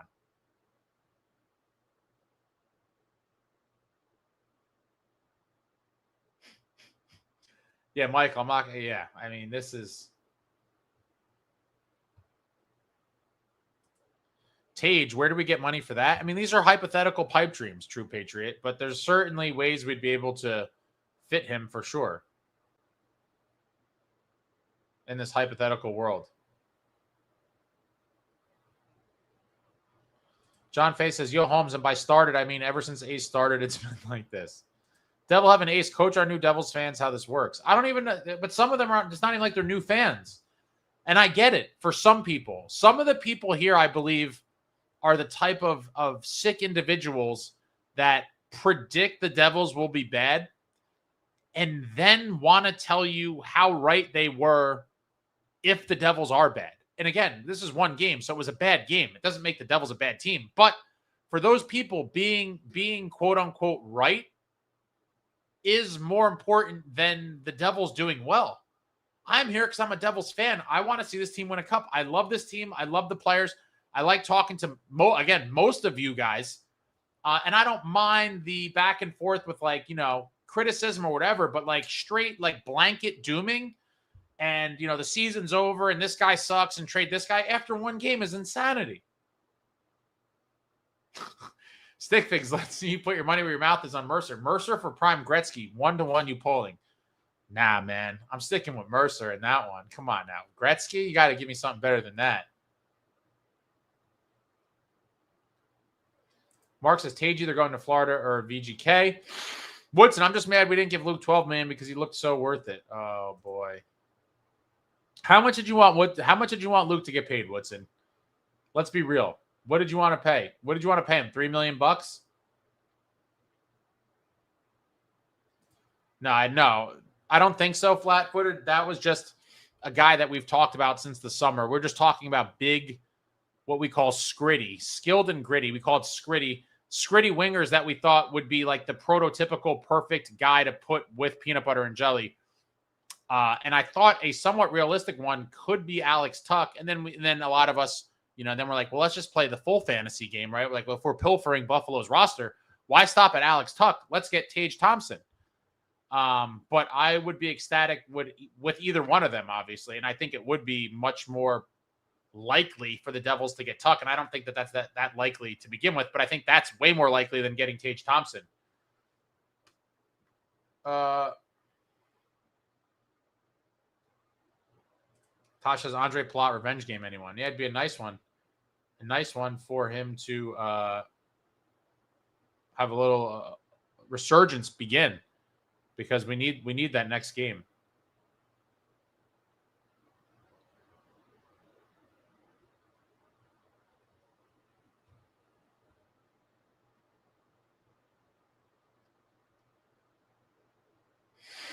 Roman Czechmonic Ace, they beat him like 10 times tonight. The score isn't that important.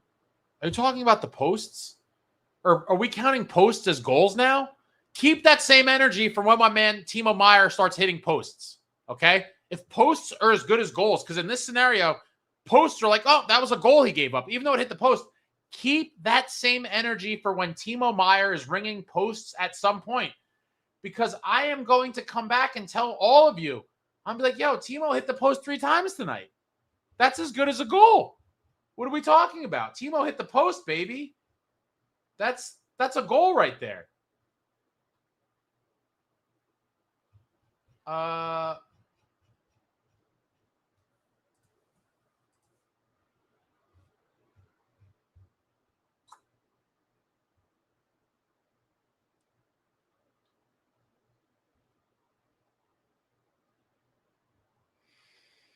All right, I'm skipping ahead here. Oh yeah, this might be a regular season record of just overall negativity. I hate to say it.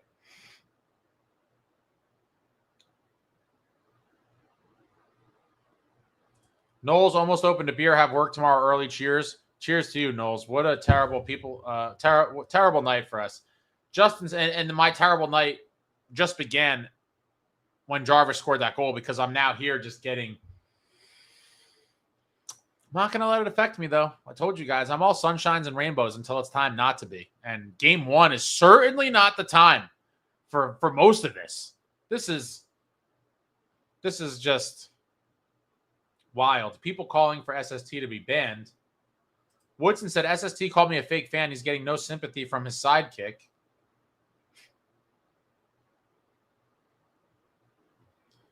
Lubin Park, Canes looked dangerous tonight. They were buzzing. Luke looked good in spite of the holdout. Missing all preseason games and most practices. Also, did you see the big hit from Dougie? Oh, did I ever see the hit from Dougie? Absolutely beautiful hit. Dougie is a monster of a man, and I would love to see him doing that regularly all season long. There's no reason not to. I just think some guys, it's not in their nature, or for whatever reason, they don't like to play that type of game. I would love to see Dougie start embracing it because he's a monster of a man. It didn't even look like he tried to hit him. The guy was kind of flying at him. He just stepped up like half a step, dropped the shoulder, and just boop. And physics at work, guys. Physics at work. Big man hits smaller man. Right down. Right down.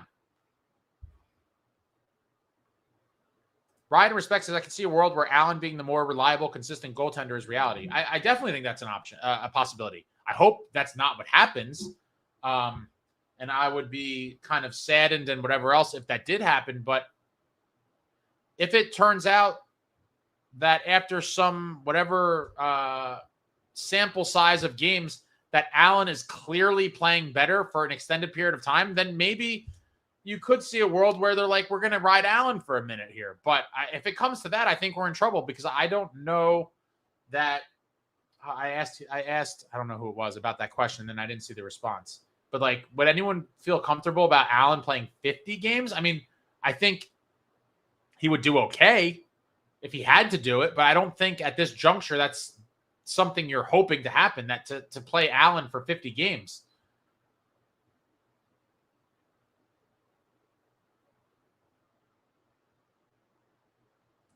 Okay, Alex, he did come back. I'm very much play the hot hand like you are. Yeah, absolutely. So it really just depends, but I'm not against doing a 50-30-ish split with Markey getting more starts. No, I think going into the season, I think I may have said it in a previous video. I can't remember. All the videos and lives kind of blend together in my brain, and I just see spots from the spotlight. That I thought an ideal split for this season would have been like Markey at like 54 or 55 games, leaving 27 or 28 for Allen. And we're going to see how they do manage the goaltending starts. I'm very curious. We came in second TFC, and Dougie throw a hit was lovely. Nice backhander, too. Get ready for the Doomsdayers. Season's over. Pack it up. Get ready. Get ready. I've been living this for over an hour now. Get ready. I got thrust into the fire. Snow Devil at Mike. I know. Nice to have a non-Devils fan in the chat. All are welcome, and you're not gloating when you totally could be. I'm just jealous. Oh, my God. Woodson says, don't worry, SST. We'll all be friends when we are eliminated from the playoffs for Christmas.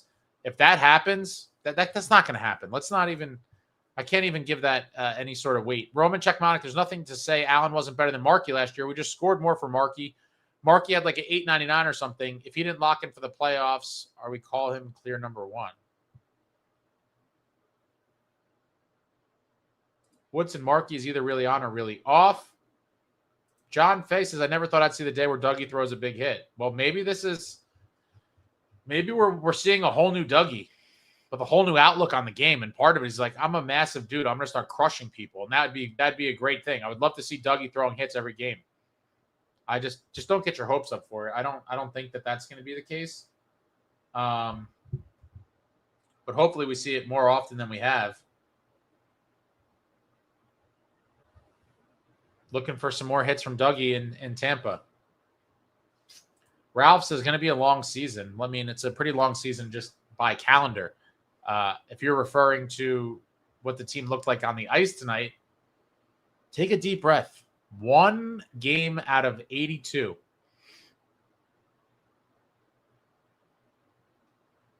Chris, turnovers and quit. We flat out got out-hustled, not out-played, not out-coached. We got out-hustled, period. The kids need to realize they need to play every play or we are done. True Patriot, let's congratulate the Giants on beating the Super Bowl champs. Statement win for the boys in blue. Dart and Scat made tonight awesome. I didn't see any of it. I'm a very, very, very casual Giants fan. And if the New Jersey Devils are playing, I'm certainly not even remotely paying attention to it. I did hear someone say the Giants were up. Kane the Great, I want the stats on how many people in this chat being negative have actually been to a Devils game.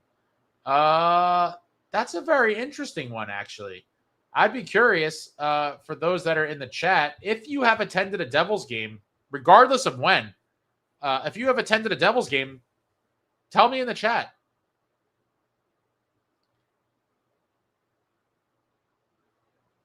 I'm curious now that you mention that. I never thought of it like that. I am curious what percentage of the folks in here have been to a Devils game. Shout out to the people on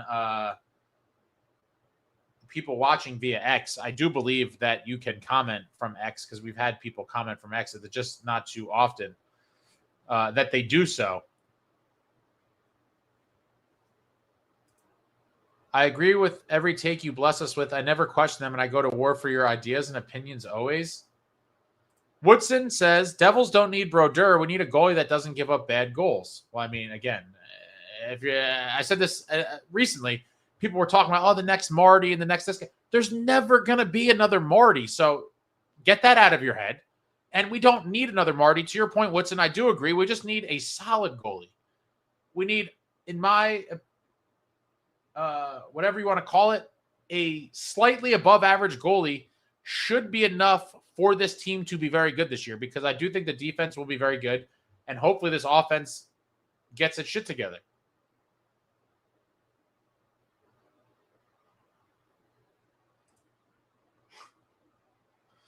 It's not strawberry seltzer. It's a iced tea and lemonade.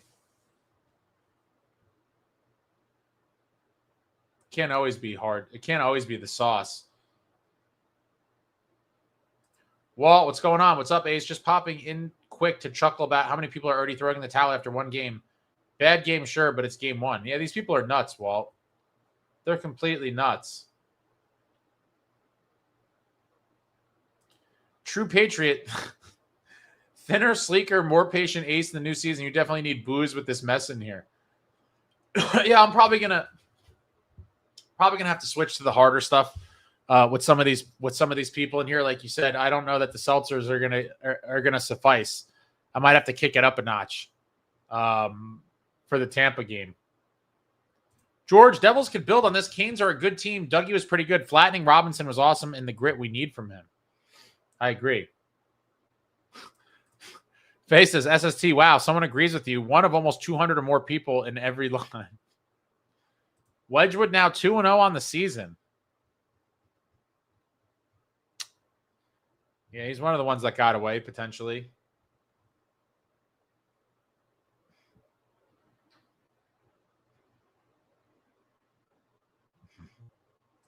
Rowan says, Pilates on the first line, Ace. Yeah, I think that was after the injury, though, right? Or whatever the hell happened with Dodonov. I think that was, I don't know if Keith did that before or after Dodonov was injured. I'd be curious if he pulled the plug on that experiment before the injury or he did it as a result of the injury. I did not get a chance to kind of read up. I was preparing for this live, obviously, in the moments after the game. And so I did not get to do like a deep dive into the videos and stuff, for the game. So I don't know. Someone said, I think that they said ESPN listed him day to day. Oh, boy. What a mess. Yeah, I really wanted to win. Obviously, I just want the team to win every game. But starting off on the right foot and to avoid what I'm dealing with right now, because I expected it to some extent, but nowhere near this level. I thought it would be much, much lower levels of this. And it is what it is. What's going on, Selected Boy? Hokage says, game one lost. Time to pack it up. Sell the team to Quebec. Trade everyone. But that's how some people are thinking. Yeah. Extremists. We live in a world of extremists, extreme opinions, extreme everything.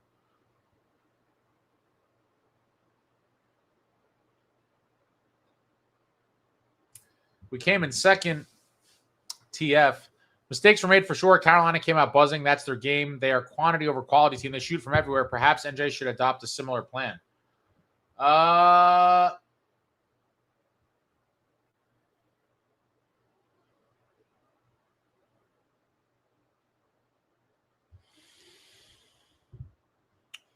I don't know. I think the Devils try to maybe sometimes get too pretty of shots and like wide open looks, but Carolina just hammers it from everywhere.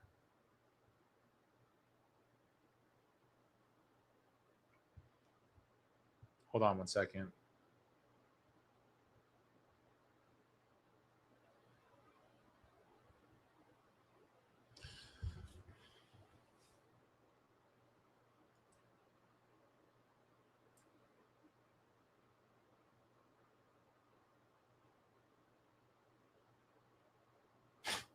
Christy says it's easy to be negative nannies. Go Devils. Yeah, there's a lot of them in here, Christy. A lot of them in here. I now think that SST is in here as two names. He's having a conversation with himself on a burner account. Husky Unchained Ace is breaking out the Dirty Devil vodka if we lose on Saturday. Going to need it for that chat. Oof. Lubin, who fills in the Donov spot if injured? I don't know who fills in his spot on the top line necessarily. I think it could probably be Palat because of the history there, but I hope that the lineup spot goes to Shane LeChance. I'm hoping.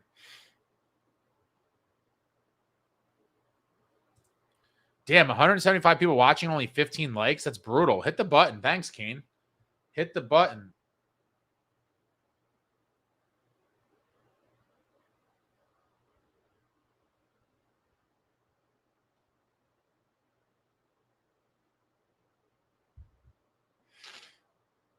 Woodson says, I wanted to bridge him at 5 to 6 to prove he's the 60-plus point guy everyone says it will become.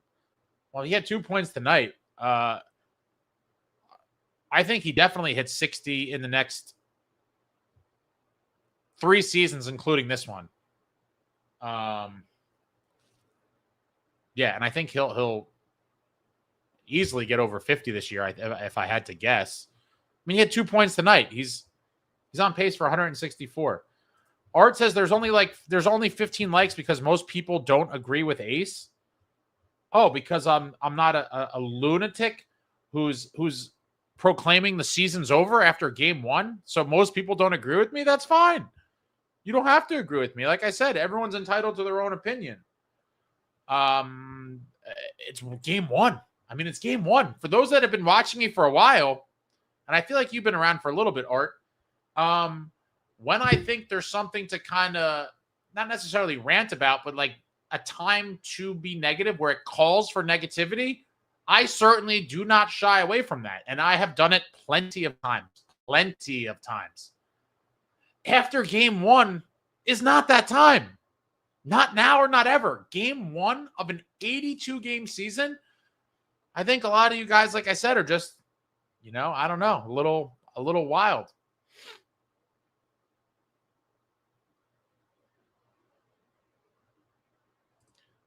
L says Fitzgerald needs to stop getting 33-year-old players plus players in the offseason and putting one of them in the top 6 winger and calling it filled.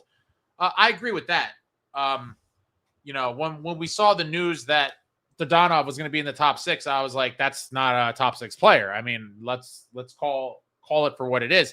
He should be in the bottom 6 and was getting a shot in the top 6 because of the lack of a true top 6, which is fine for now, but long term, I think that needs to be addressed. Jake says, Ace, win or lose, we booze, but what about Mary Jane? What about her?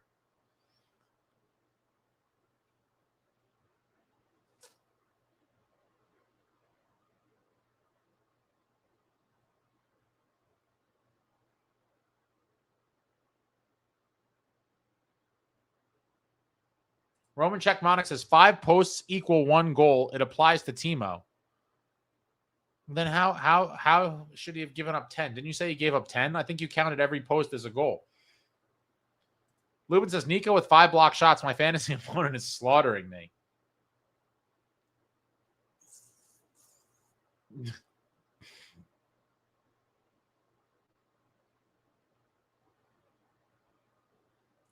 John Fay says, Woodson, but we can't forget, we can't expect Luke to play like a $9 million player in one season.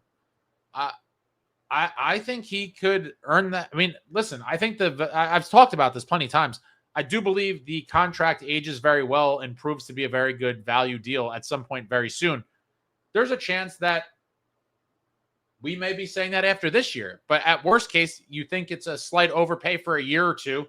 And then down the line, as the contract goes on, you're like, wow, this kid would have gotten, $12 million in the open market today. And we locked him up early for $9 million.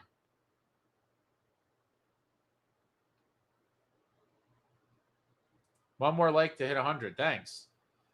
Select the boy positive is that they tied it in the third, but they need to be smarter with the puck. Well, I mean, yeah, obviously that backhander was that backhanded pass into danger was not a good look there. But again, I'm not going to kill the kid for it.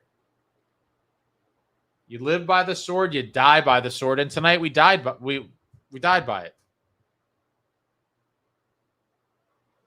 Woods says, I don't think Luke will get there. Of course you don't, because you've been a hater for quite some time. You don't think Luke ever gets 60 points? Come on, man. Yeah, exactly, Alex. He had 2 assists tonight. Luke is on pace for 164 points as of right now. That's worth like at least 17 million a year. That might even be like 25 million a year. Now it'd be more than that. 164 points as a defenseman. The max. I think the max right now is 20 million.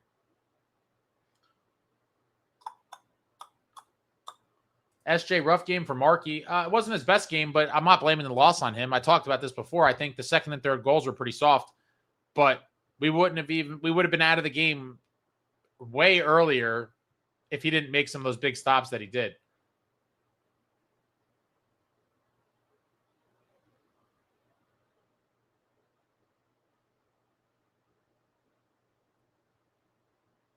Brandon, would a top left winger be enough to get past the Canes in the playoffs?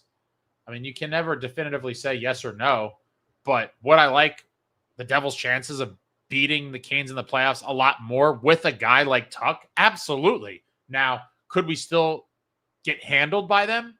Also a possibility, but I certainly like our odds a lot more with a guy like Tuck than without him.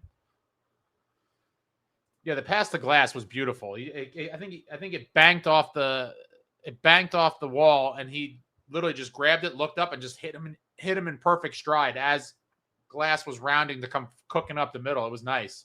Really nice play by Luke and a beautiful finish by Glass. Stickfix says, from the sound of things, you think we're on pace to be eliminated from contention by Thanksgiving. It certainly does seem that way from reading these comments. If someone was read these comments and then predict what the kind of scenario or standings were, and I would probably agree with you, Stickfix. After reading these comments, I'd be like, I don't know. The Devils have 6 wins, and it's, Thanksgiving Eve. Like, I don't know what. Such a overreaction.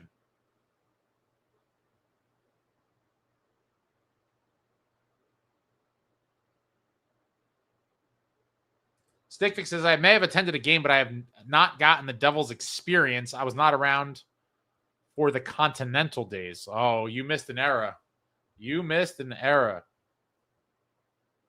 Mark says, I've never attended a hockey game. Not sure how that makes my opinion less worthy. I never said it did. I think the other person may have inferred that, but I wasn't asking for people to write in the comments to try to use that to discredit your opinion, if that makes sense. I was just curious as a side note, I wonder how many people in here have been to a game, not in the context of how the original person brought it up. Zach says, my close friend has access to the box via their job, so I attend 10 to 15 home games a season. Very nice. Does it have all the food and stuff in there too, Zach?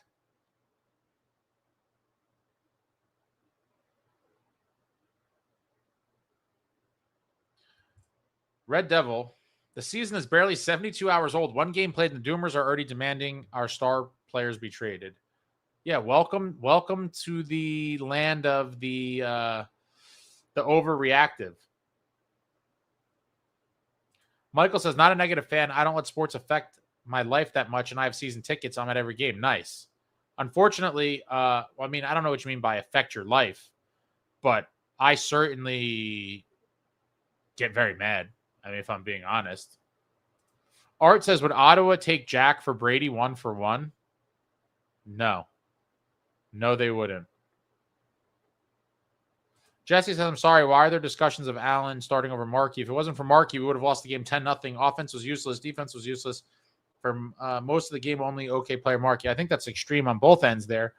I think that was just a hypothetical because people were talking about Allen. I think Jacob Markstrom is our guy for sure.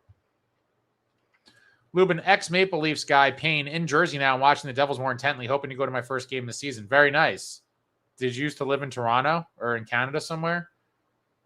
SST said, we create a petition to move the Canes to Arizona.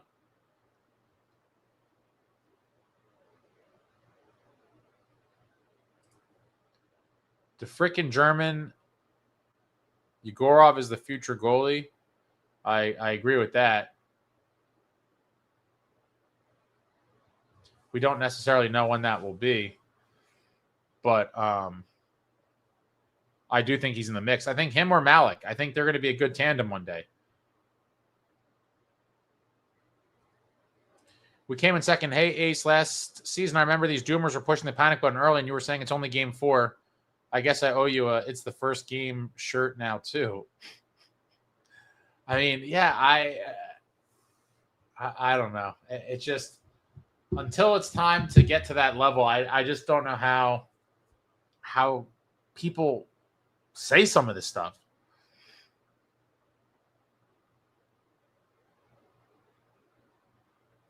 Always believe 83. It's one game, boys. I'm flying to Tampa to see the Devs this weekend. Let's get that dub, boys. Very nice. I'm super jealous. Enjoy that. It is great going to games in Tampa. I've been to a game there years ago. I had a great time. Lots of stuff to do outside. There's bars and stuff in that area. I forget what part of Tampa that is, or what the neighborhood is they call it. But if you've never been before, go check out Ybor City. Pretty cool spot.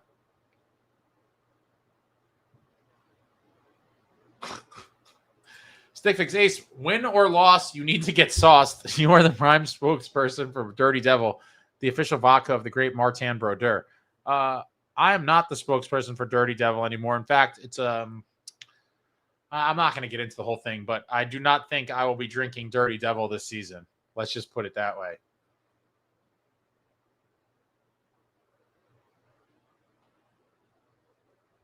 Select the Boys says Carolina is beatable when you don't make dumb mistakes. Yeah, they gave the lead back to us, or not the lead back, but they gave up their lead 3 times. They're up 1-0, we got back 1-1. Then they were up 2-1, then we tied it 2-2. They're up 3-2, then we tied it 3-3. So they definitely are beatable, but they are consistently relentless and keep applying pressure. So it's like, okay, yeah, we tied it up, and it's like, well, then they came pressing again, and they got the lead. Then we scored, and then they're like, no, we're just going to keep applying pressure. And for a team that plays their style, I mean, it does seem like at some point they are going to break through as a group. Like how many years of, not getting to the finals can they possibly? I mean, I just feel like I hate them. I hate them. They could score. They're gritty, shoot pucks from everywhere, which I like because you see what happens when you do that. You get bounces, rebounds. Goalie's just not seeing the puck and giving up a bad one.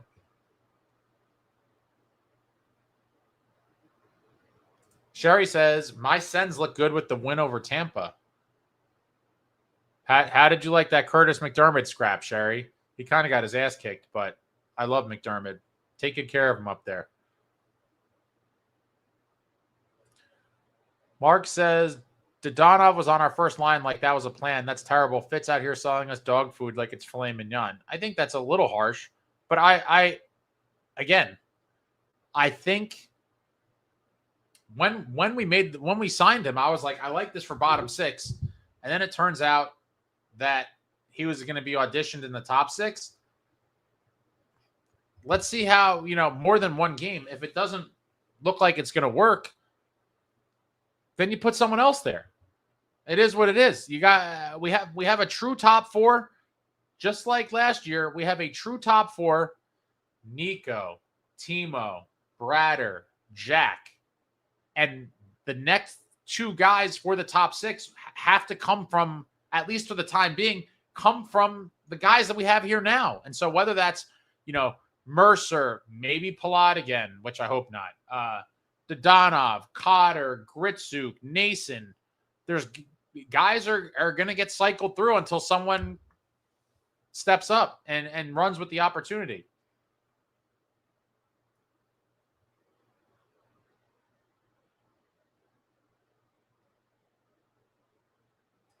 X-ray came back negative. Okay. Walt says, yes, I 100% want to see LeChance get that opportunity to step in for a game or two in his place. If anyone comes out of the lineup up front from an injury, I want LeChance to be in this lineup for sure. And you saw in a game like tonight, it was a chippy, feisty kind of game. I would have loved to see him out there. JW, Canes fan here. I think if you guys lost to any other team, the dooming would be much less. Probably, but the fact that it is the Canes obviously adds to it. Let's not put Palat back on the top line again. Oh, I don't think you'll ever it'll never be like fully retired. You might see other guys on the top line for a while, but at some point you will see Palat pop up with them at some point. I just feel like that'll always be a potential. Oh, my man Chase, how you doing? Just refresh your pages. There's 110 likes. All right, I was about to say, I can't see it in my little portal here. 15 would have been. Oh, Woodson, look at this. It'll be a 7-2 loss in Tampa. Easy money. 7-2.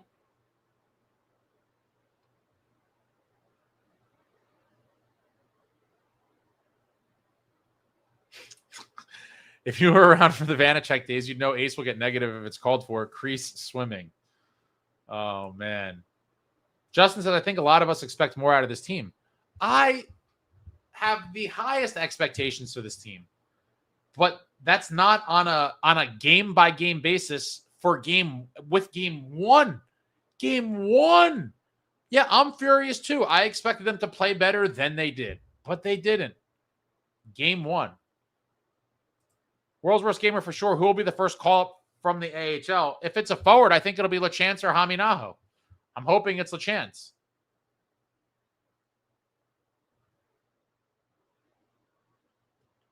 Lubin says, what are people's expectations for this team? 82-0. They're going to lose games, and it's probably going to be against the best teams. This is that team. Let's see a larger sample size, please. Oh, Lubin. I've never liked a newcomer as much as I like you. Look at the common sense and logic that this man is putting in the chat. Totally logical. Are you not Jobs expecting to go 82-0? Because I certainly wasn't. I forget exactly what did I say they were going to go? 48. I put it in my prediction video. I had him getting 102 points, I believe. So it certainly wasn't 82-0. You're going to lose some games, and I would have liked to start off with a big road dub in Raleigh. It didn't happen. 81 games left.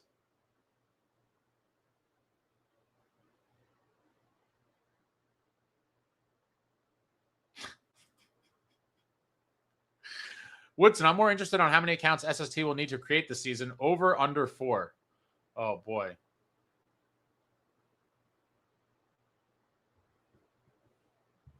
Oh, this confirms it.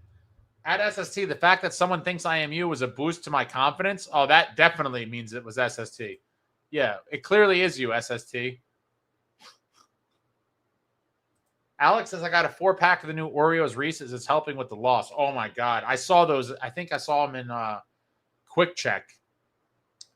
I'm trying to not engage in snack items like that as much because I guess I might have to get a small pack, Alex. You may have just planted the seed in my brain. I love Oreos and I love Reese's. and I haven't had this new creation yet. Brandon, Devils have to have the worst luck in letting in the weakest goals. It's actually crazy. It's a montage of very weak goals. Oh, boy. Michael, love this channel. Thanks for your knowledge and dedication. Ace, go Devils. Thanks, Michael.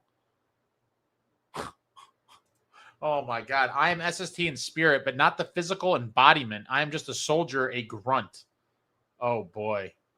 Yo, Holmes, Devils have lost 11 straight games in Carolina. Yeah. If you're a Devil fan living in the area and you go to games in Raleigh regularly, you are a glutton for punishment.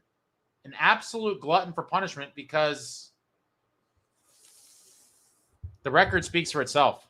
Devils just do not perform there. Art says Dougie needs to be on power play 1. Luke is not better, but his last name is Hughes. And he was promised PP1 3,000 years ago. I want to see more before I make that judgment. But at one point in this game on was it the power? It was the power play. I think after however long, I think that one, maybe Luke was out there for the first minute. And I remember, like, before he got off, I was like, let's see Dougie out there. Because I just felt like he was kind of locked in. John Woodson, we need a whole new team and system to beat the Canes if we're being real with ourselves. I mean, but here's the thing. We were 2.5 minutes away from going to overtime. What if we won the game in overtime? What would the energy in here be if that was the case? And obviously it wasn't the case, and this is a complete hypothetical, but if we were able to, after Bratter tied it up, nothing happens in regulation, we go to OT, and the Devils win in OT. What are people saying then?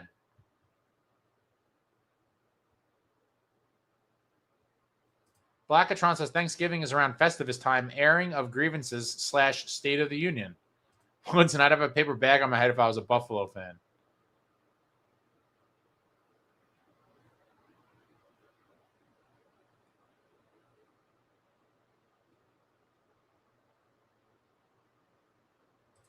Blackatron, I got a 7-game package this year. I'll be there for the home opener versus Florida. Very nice. Very nice. Hopefully we can capitalize on home ice against a Barkov and Matthew Tkachuk-less Panthers. And I'm hoping we're not 0-3 heading into that game. Obviously, that would be terrible.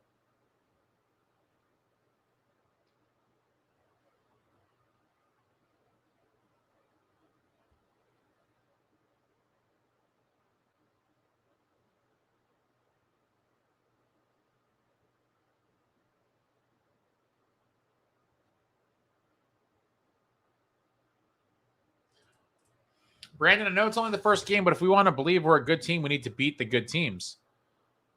For sure. But again, have some perspective. We're talking about game 1.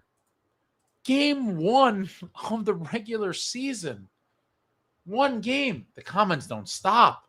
I mean, holy. Oh my God. Game 1, guys. Game 1. Selected boy, I agree with this completely. Whoever does the NHL scheduling this season should be canned. I don't even know if being canned would be enough. They might deserve a harsher punishment. Devils starting 3 games on the road and just a brutal October schedule overall. Jack says Pagula thinks he could run a hockey organization without a real GM and scout and coaches and scouts. A lot of people have complained about this guy in Buffalo, I've read. World's worst gamer, Shakir Muhammadulin, former Devils prospect with a 2-point night thus far. I believe he was dealt to San Jose, right, in the Timo Meier deal.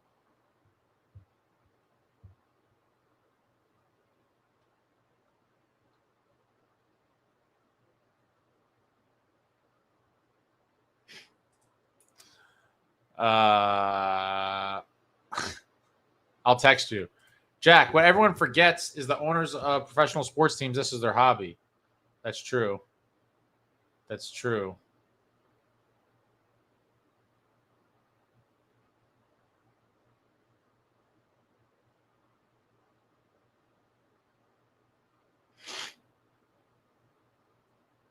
My 7-game package is all Thursday games. Walt said they're beatable, but they also clearly have some warlike in the locker room who really hates New Jersey. They're just a gritty, tough bunch, and hopefully the team we have now kind of develops into that. But some guys got to play a little bit more angry. I do agree with that. But this is what I've been talking about for years now, and why I always want the feisty dudes, and why Brady Tkachuk was my number one want a couple years ago, because he is not going to allow his team, whatever team it is that he's playing for, to look lifeless in games. He just simply will not allow it. And if you watch the Four Nations, Brady Tkachuk was the heartbeat of a star-studded Team USA. I mean, what an absolute legend that kid is. Yeah, he was my number one want, but I've given up on it. I think he's now firmly entrenched in Ottawa, that they're somewhat respectable. And they, credit to Ottawa, they basically took a sizable gamble on Olmark, and it's been paying off. I mean, they made it to the playoffs last year. They got, they didn't do anything, but at least they made the playoffs. Brady Tkachuk played in the playoffs for the first time in his career. Woodson says, no way Keefe would trust Grits to play on the top line. He might get a couple shifts.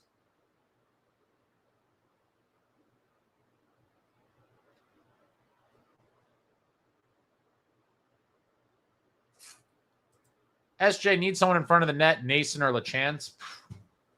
I love LaChance. I absolutely love LaChance.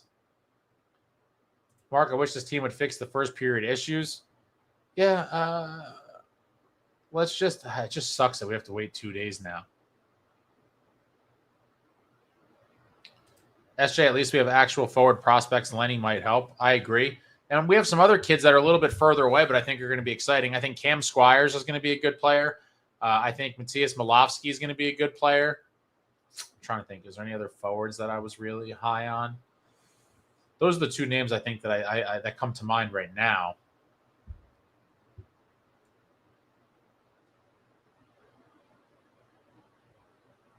How I got here, Jeremy Proper says, where would we be if we never traded for Timo? All those prospects panned out eventually. I mean, I don't know. It's tough to say. That's a crazy hypothetical. I will say, I was I always saw potential in Zetterlund. I always thought he was going to turn into be a decent player. But I would some people are going to kill me for this, but guess what? If I could go back in time, I would still do the Timo Meier trade. Would still do it. No questions asked. Woodson says, if Ball has 5 points less than Luke, I will do a call-in doom call-out of rage. Dude, Woodson, Luke is going to finish with way more points than Kevin Ball. Let's be real.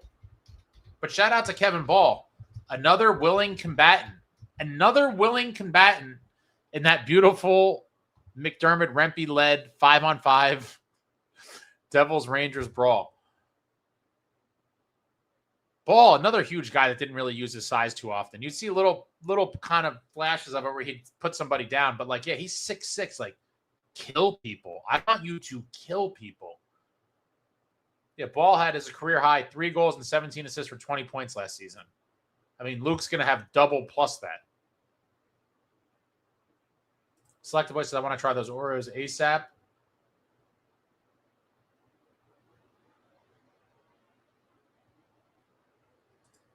Taylor, it sucks and it extra sucks that it was to the Canes, but you're right. It's only game 1 and there's a lot of new players who need to get chemistry. There's too many good players for it to stay this way. Yeah, completely agree, Taylor. What a breath of fresh air to read a comment that wasn't completely dooming. Perspective, people. 1 game, we have new players. Just give it some time. Game 1. Game 1.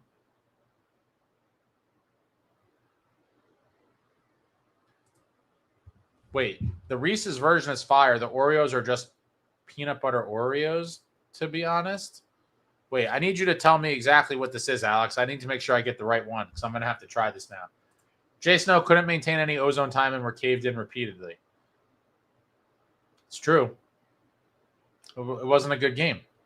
Yet, they did manage to claw back 3 separate times. I mean, that has to be somewhat encouraging, no?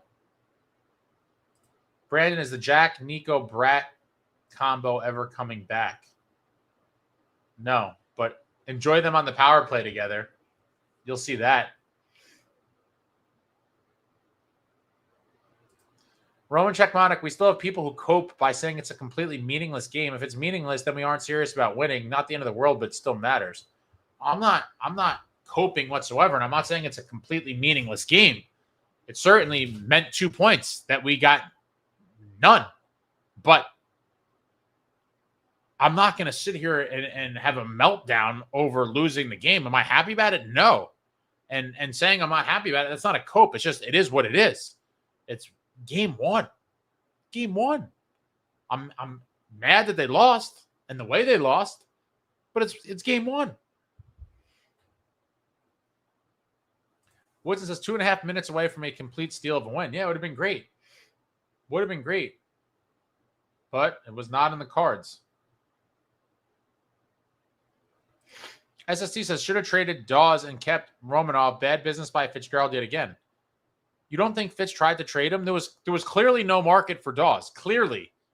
He cleared waivers. So how was he trading him? No one wanted him for free.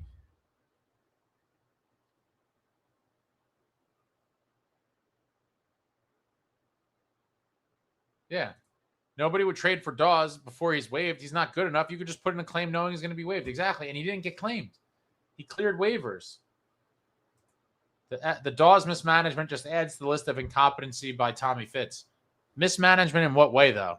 I'd be curious what you mean by that. Blackatron is too early for Doomers, for sure. Jay Snow says, go sell the farm for Tuck. I would be willing to give some pieces for Tuck, for sure. Especially futures. If you want a prospect or two and some first-round picks, have at it. Have at it. We need to make win-now moves, and getting Tuck would be a win-now move.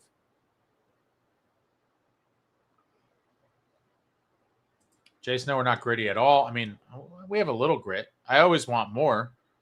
I think, but saying we're not gritty at all is I think, disrespectful to a couple of the gentlemen on the roster. Paul Cotter being one of them. Art, softness is the big issue.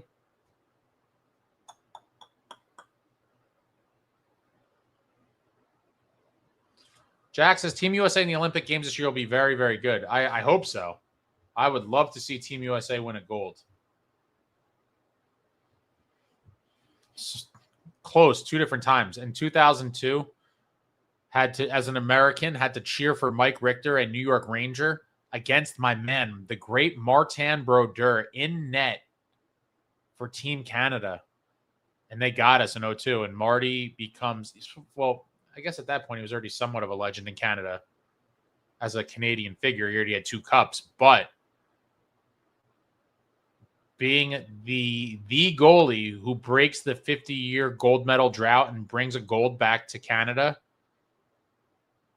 I've talked to so many Canadians about that. Obviously, as many of you know, hockey is everything in Canada, and they had not won a gold medal since 1952. And in 2002 in Salt Lake City, Marty did the damn thing and beat the Americans in the gold medal game to bring the gold back to Canada. And that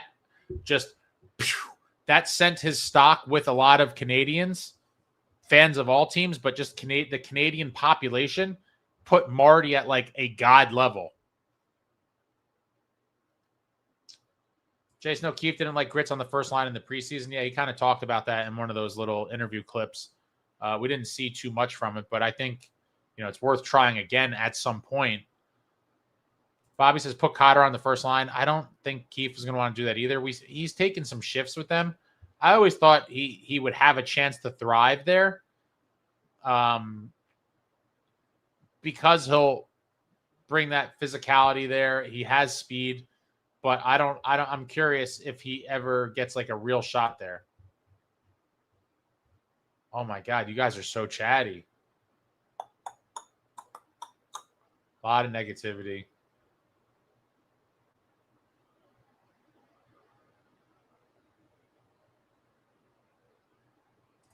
Jack, you all see what Tage Thompson would look like playing with Hughes in the Olympics. I think, I guess, yeah, we're so far away. I mean, but it's really not that far away. What is it? 4 months away? I think Jack has talked about wanting to play with Austin Matthews. And I think in that scenario, I think they asked him, would you play wing to play with Austin Matthews? And I believe he said yes. So that would be interesting. I don't know, if that's even a real possibility or if they have other lines in mind. But Team USA should definitely be interesting, and I'm super jacked to the Olympics.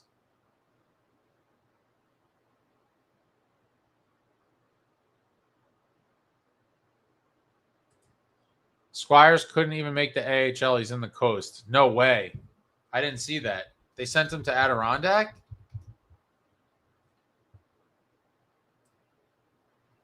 I thought he was in Utica.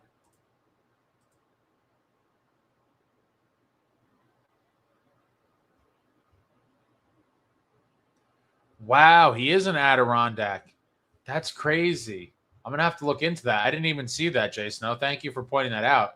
He's looked good to me in a lot of different settings. I'm very curious what the story there is.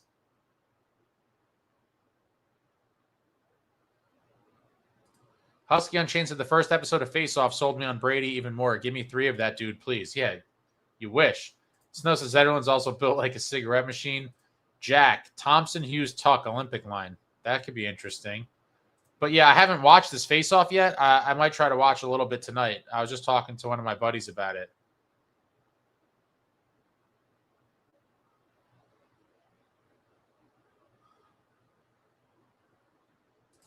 Alex, got to do a call-in. Oh, the call-ins are going to start up again soon.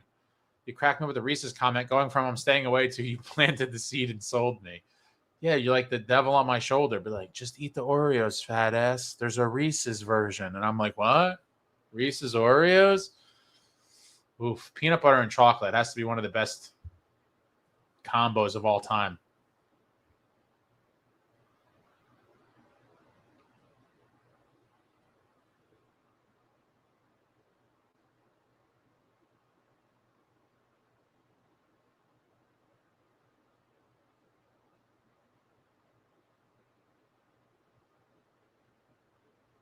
Yeah, Timo and Cotter. Nason, when he comes back, Nason has a little bit of that grittiness.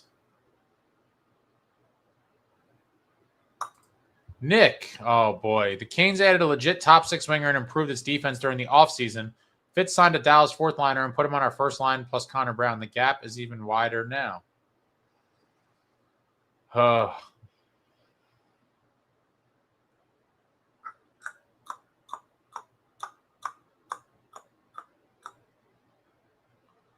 World's Worst Gamer could care less about national sports events and even less when they don't let Russia participate. Okay.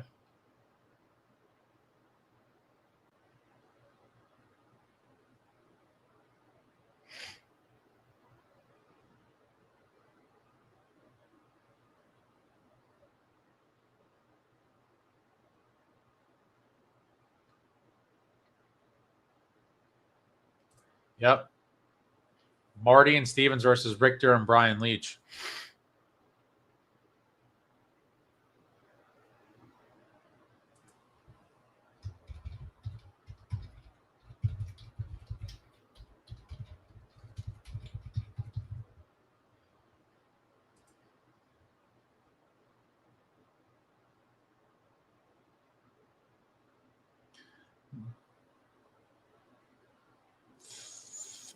That was the World Cup in '96. Stevens wasn't on the 02 Canadian Olympic team. Needs was, but Stevens was not.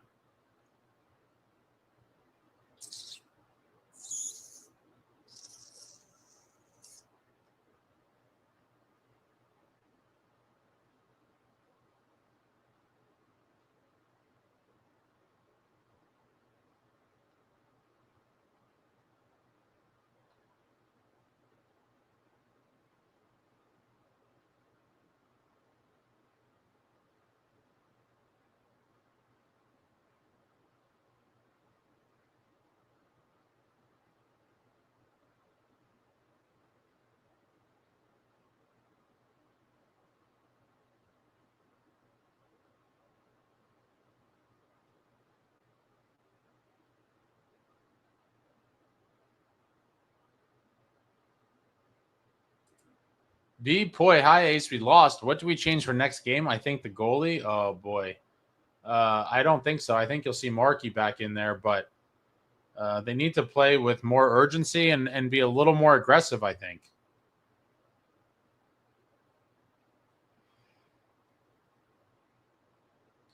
Jack says Russia would put together a team that could win gold. Yeah, I think there's several teams that could win. Canada is the favorite, obviously. USA is the second favorite. But, you know, a team like Sweden, I think, could always make a run. A Finland, if Russia was eligible, a team like Russia.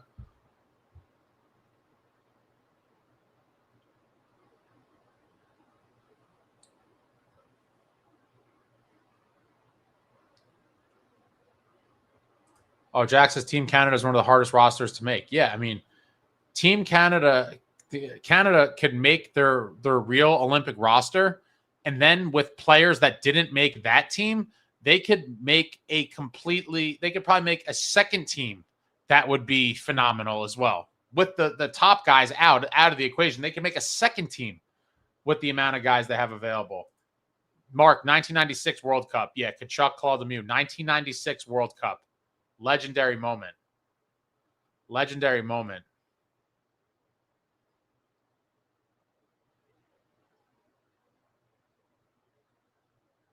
Yeah.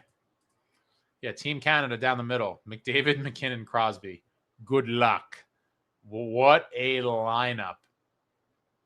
But I do think Team USA is going to bring it to them physically.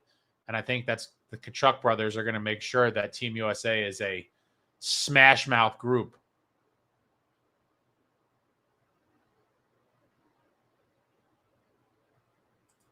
Jay Snow would have loved a Mason Marchment or an Evander Kane.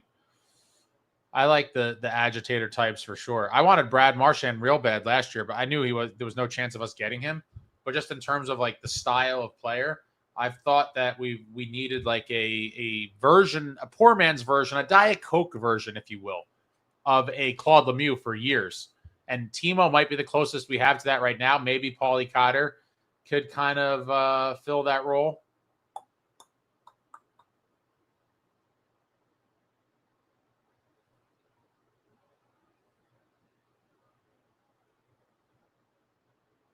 Mark, we need a Pando Madden level checking line again. What legends. What legends. Just going up against other teams' top lines and just shutting them down. Insane.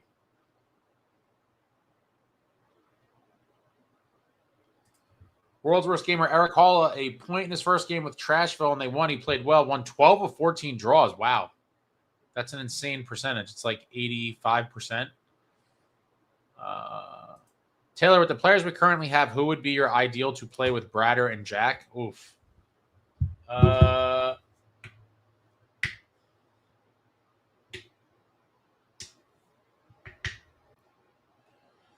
don't really know. We don't really. The problem is we don't have an ideal player to play with them. So, which is why we keep seeing guys tried out there and kind of. I don't know.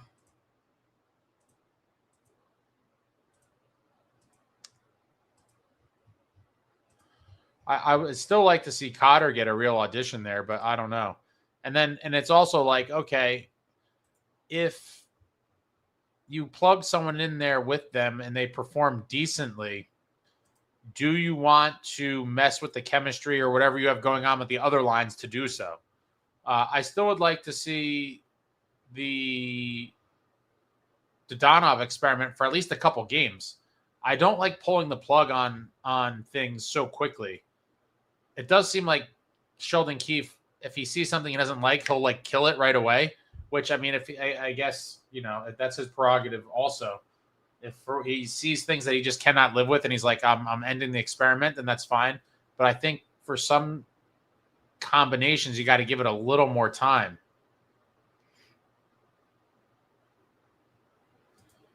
That will piss me off, Selected Boy. We could have gotten Zetterlund back, but no, Fitzy settled on Daniel Sprong. Yeah, when I saw I forget what it was, but Zetterlund, it basically was like, it was basically a dump because Greer didn't want to pay him the money he was looking for. So he dealt him for very low. And I remember when I saw it, I was like, it's a shame we were not in on that. Insane Pollock, you know me, Ace, the sky's not falling yet. I do hate losing to this damn Canes team, especially in heartbreaking fashion. It's only game one, regroup and be ready for Tampa. Yeah, that's all we could do. Move on. Move on to the next one.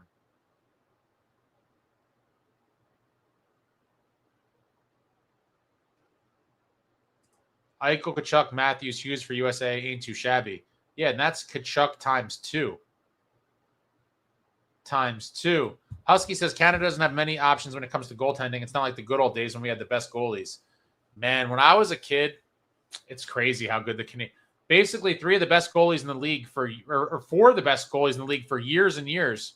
And then I guess towards the end, the great Martin Brodeur, Patrick Waugh, Ed Belfour, Curtis Joseph. That's 4 right there. Then later you had guys like Roberto Luongo.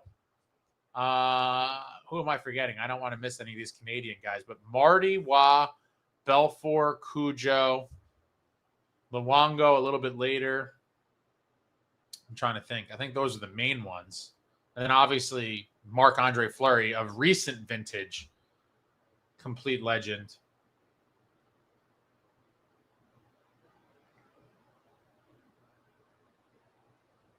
I'm thinking about the Jack Hughes thing. Like, would it be completely crazy to try a guy like Nason with them just to see? Like Nason? I'd be curious. I'm curious to try everything. What's up with Fitz signing aging fourth liners? He likes vets. Jay Snow, it makes sense why Keefe puts Pally with Jack because at least he's strong along the walls.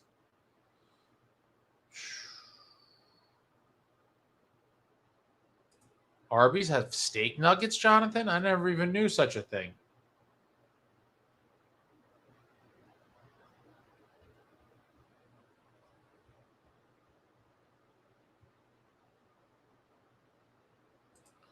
I go off what I see in the moment. What I see is another version of the same team that will ultimately suffer the same fate as last year's team.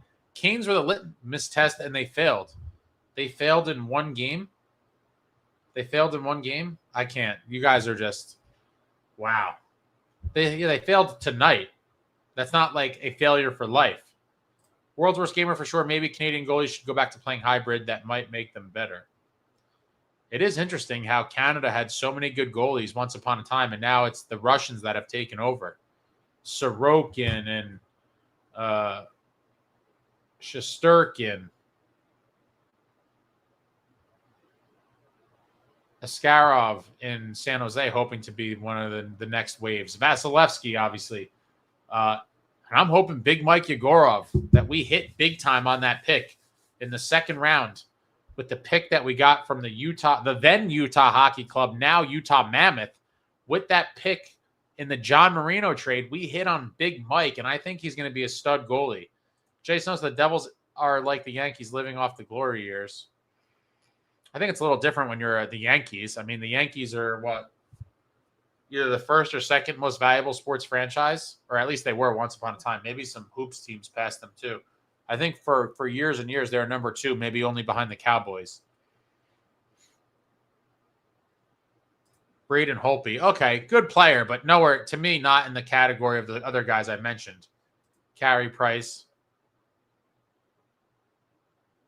Select the Boy says, no, that sounds like an interesting proposal. Ace Nason on the top line. Yeah, I just think like a doggy kind of, a little physical guy. He goes to the front of the net. Maybe that, Bratter and Jack could throw pucks towards there. I don't know. I'm just thinking out loud. But I think Nason could be a worthwhile experiment. I would like to see it. Jason knows, so that's why I wanted Timo and Jack to play together. It just never seems to work. No, it doesn't, which is why I didn't bring it up. Before we ever saw it, it was, tons of us were like, oh, let's see Timo with Jack. But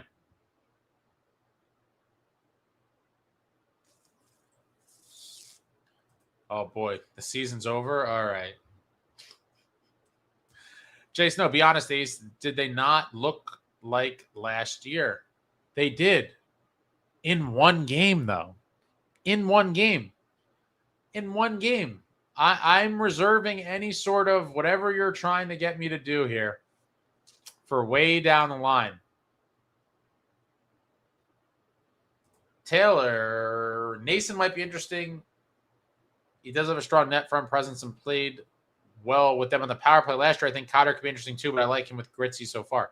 Yeah, that's what I was saying before. It's like I'm down for trying anyone with Jack and Bratt, but I don't want it to come at the expense of messing up chemistry that we may have already found with other lines, because in the end, I think Jack and Bratt are going to produce, if I was on the other wing, they would still produce.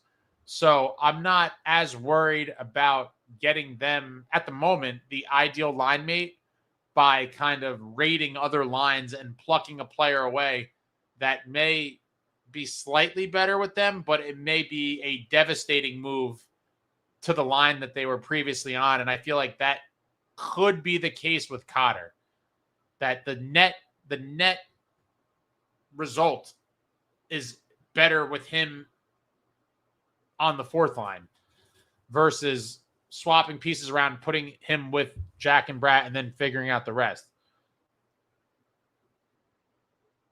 All right, the dooming's terrible. I'm going to have to check out of here soon. Oh, my God, it's late. It's very late. Anyone have anything else? I'm going to have to select the boy Marc-Andre Flower Power Fleury. Hell, his last name means flower. Hard not to like that guy. Very likable dude, Marc-Andre Fleury. J-Dub says, not a single GG back. We hit like 8 posts. This could have been bad.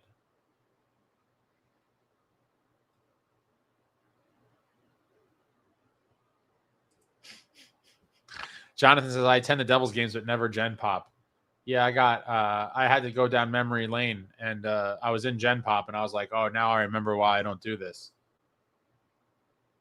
B-Boy says, Palat needs to be with Jack and Bratt. Yeah, I think you're going to see that at some points. Taylor, Jack still gets 100-plus points this year. I think this game will wake them up and force them to fight harder. I hope so. SSC said, I just checked. Malkin has 6 points, not 4. Not bad. Could have been a perfect 3C for us this year, but no, Fitzgerald. First of all, were they trading Malkin? Again, another guy I would love to have. If Malkin was on the block, I would say, make a run. Make a run at Malkin. I would love a guy like that on this team. Geno Malkin wearing the red and black of our beloved New Jersey Devils might bring a tear to my eye. Now, maybe not that intense, but I've always liked Geno. All right, guys. I'm going to use the facilities real quick. I'm going to use the bathroom. Closing comments, suggestions, anything besides dooming, throw in the comments. I'm going to be back in 2 minutes using the bathroom. I'll start winding this down. I appreciate you all for coming out. Terrible loss. The dooming has been crazy, but any suggestions, any other random questions, whatever, anything besides dooming, throw it out there in the comments. I will come back, read through them, and then call it a night. But wow. Be right back. Be right back.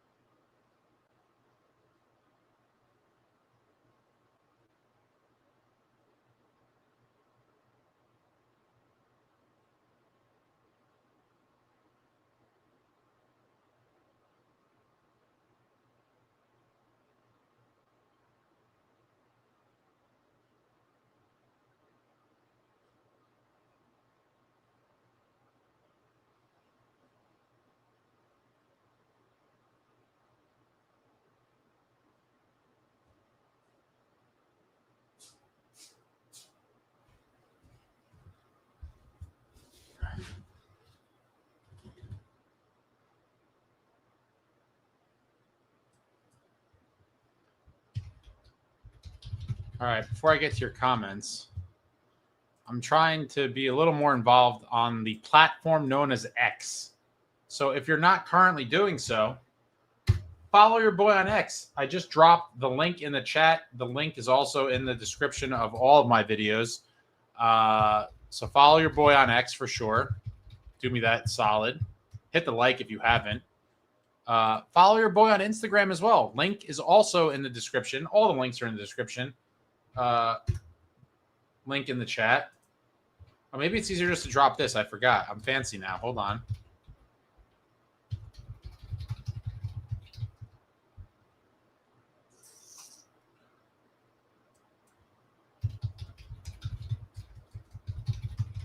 All this technology stuff, I tell you what. I tell you.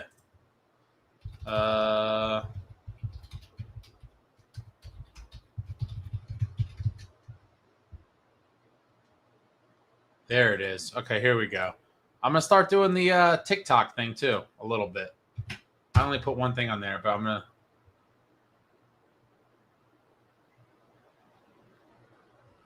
All right. So follow me on all the stuff, guys. Do your boy a solid. We're trying to, the wider I could cast the net, if you will, to continue to build the community of us New Jersey Devils fans. Hopefully some more opportunities come this channel's way and cool things for you guys to watch and potentially partake in. All right, we got some Giants talk. Good night, Selected Boy. Good night, Husky. Now that I can agree on Malkin would make everyone on this team seem like an infant in comparison. Yeah, Malkin's a big dude, and he's a winner, and he's a horse. Read this comment and then end the stream.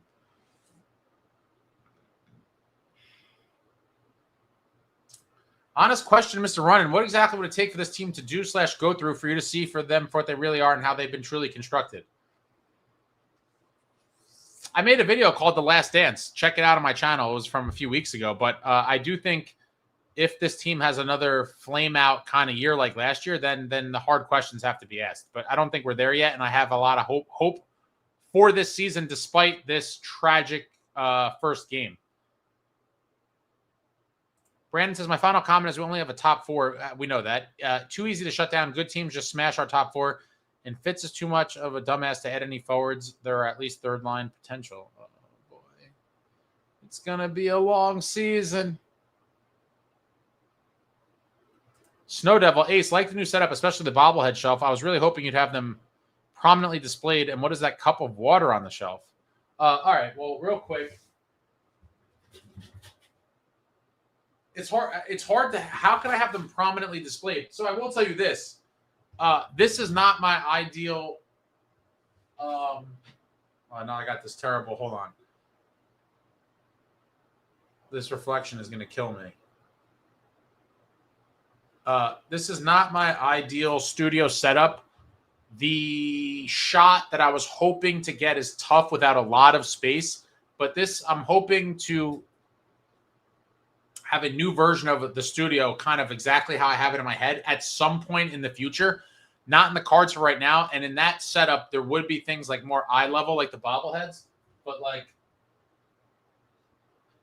we'll just, oh shit, I'm losing the marquee stick. We'll do a quick, if you want to see the, I'll get to the cup of water in a minute. We got Markey, little Markey from last year. Markey bobblehead, love that one. Obviously, the Timo time bobblehead clock, the battery's dead, so it's been 10:17 for like a year. Timo. Always got to represent Timo. You guys know I'm the president of the Timo Meier fan club.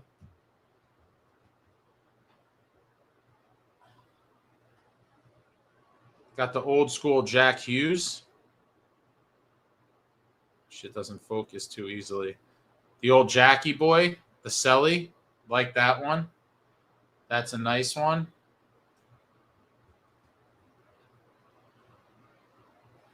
The man with a couple big hits and a goal tonight, Dougie. This one I got signed, actually. I don't think you could really see it. I don't want to break his leg off.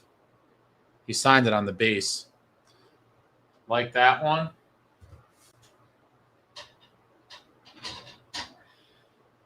This is old school, baby. This thing's over 20 years old. The old school Martin Brodeur with the flip mask, huh? The old Marty. This one is awesome. Probably one of my favorites from back at the old barn, Continental Airlines Arena. Another 20-year-old one, the New Jersey Devil. This one's sick. These were back when bobbleheads were heavy and made well. Very high quality.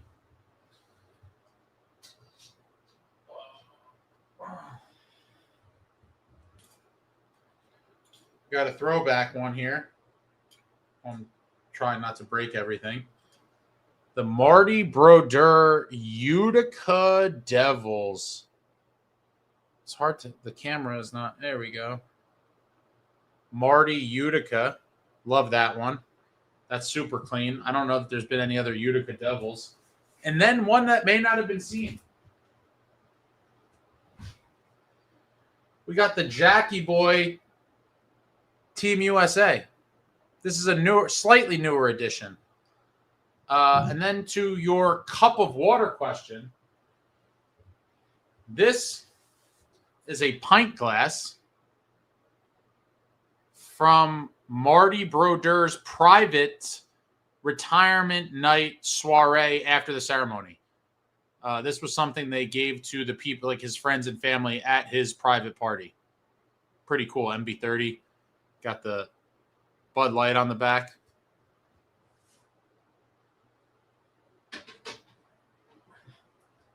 That's the cup of water. It's magic water. Roman says, cast the net and find more doomers. Oh, boy.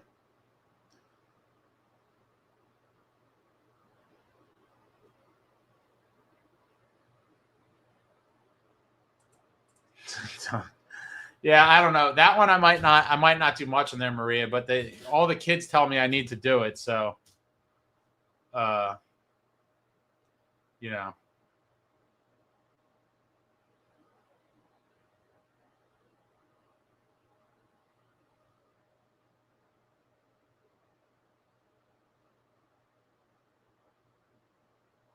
Lord Stanley's Cup took a beating this offseason. It was dropped by 2 different Panthers and cracked.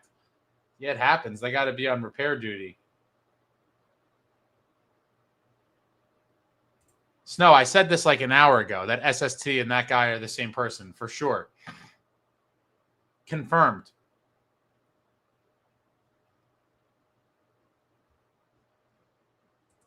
I think you are going to be shell-shocked and realize there are more of us in the shadows that are now willing to speak up. Wait, so SST, so what are you on? Are you on a laptop and on one of these things and then your phone on the other? Or is it like a phone and a tablet? You clearly have multiple devices going on. Snow Devil says, thanks for explaining. Thanks for showing the bobbleheads. Love them. Yeah, I've always been a big proponent of the bobbleheads. Maria, you're not with the TikTok, huh? I'm not either. I don't have it personally. I told everyone that I knew that anything that came out after Instagram, I was just going to refuse to do. And I'm going to be like, nope, this is it. This is the end of the line for me. Instagram's the newest thing, but I don't know. Maybe we'll see. Okay, so no, you weren't here. It's 100%. Yeah. Yes, everyone thinks it too, huh? Oh, man. You guys got anything else? It's now, wow. Yeah, wow. We need to win Saturday because if we do not win on Saturday, I don't know that I could do another one of these after game 2 and deal with the sky is falling, the season's over, kind of stuff. Devils fan, the set looks clean for the season openers. Thanks. Yeah, I told you guys I'd have it done. Shout out to my buddy Brian who ripped me apart the other night and was like, what are you doing, man? And I'm like, I know. But I really was contemplating a bunch of other different things. But then I just said, forget it. I have to just forge ahead with kind of a similar version of what the old studio was. But I did think about like lining the wall with sticks or putting shelves and putting like helmets and game-worn gloves and stuff. But then I was like, I like this. Not my ideal setup, but one day I'll have it.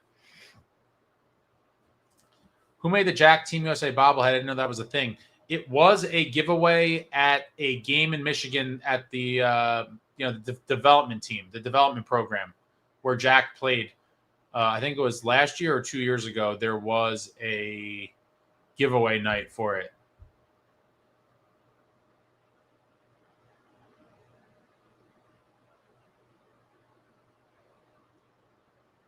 It's over, Johnny. It's over. Devils fan 13, people had little faith in you and Luke. Doomers go hard. It's true. It's true. I told you the studio wasn't going to be rubble forever. I eventually was going to get it done. But like I said, I was contemplating doing some different types of setups, but then I just decided that just go with the old faithful. With the old faithful, the glory days. I can't locate a photo right now. There is a photo of a memorable moment from the current team that I do have that I want to incorporate, but I can't find it. It'll certainly surface soon. I'm sifting through a bunch of stuff. In closing, follow me on all the other stuff. I said that already. There is going to be a giveaway show coming that's going to have some really cool stuff. Apparel, merch, signed stuff, bobbleheads. There's going to be a lot.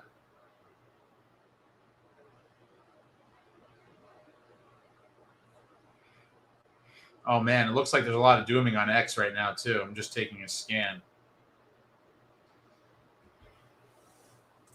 Dooming isn't even a real thing. It's a harsh reality. From game one, Devils fan, how much boozing did I miss tonight? I'm late to the post-game live. I don't know. I didn't booze too much. It's a kind of disappointing night for all of us. Snow Devil, where did all these doomers come from? Are they all SST bots? No, I think it's just the frustrations are now boiling over.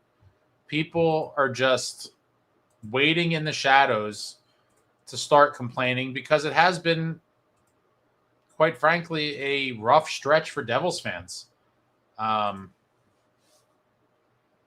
I really feel bad for the folks that weren't fans or alive during the glory years because it was a phenomenal time.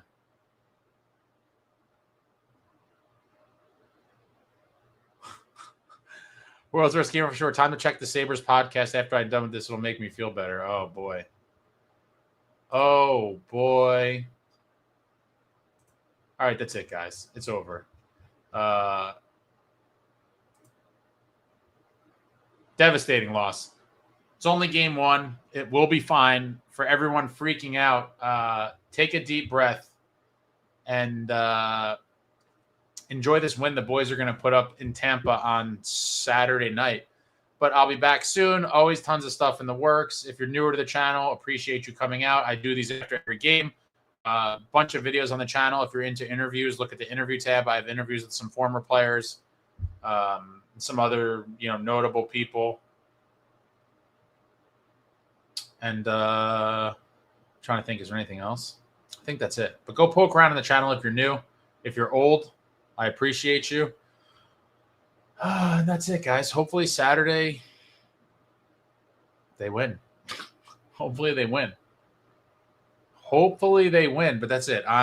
This was an unanticipated level of dooming defense that I had to run here tonight. Just straight up dooming, dooming defense, just deflecting and bobbing and weaving from all the shots coming from every angle. But it's going to be fine, guys. This team is going to be good, I hope. And that's it. Back soon. Thank you all for watching. I love you all. Like, comment, subscribe, and all that jazz. Until next time, friends, let's go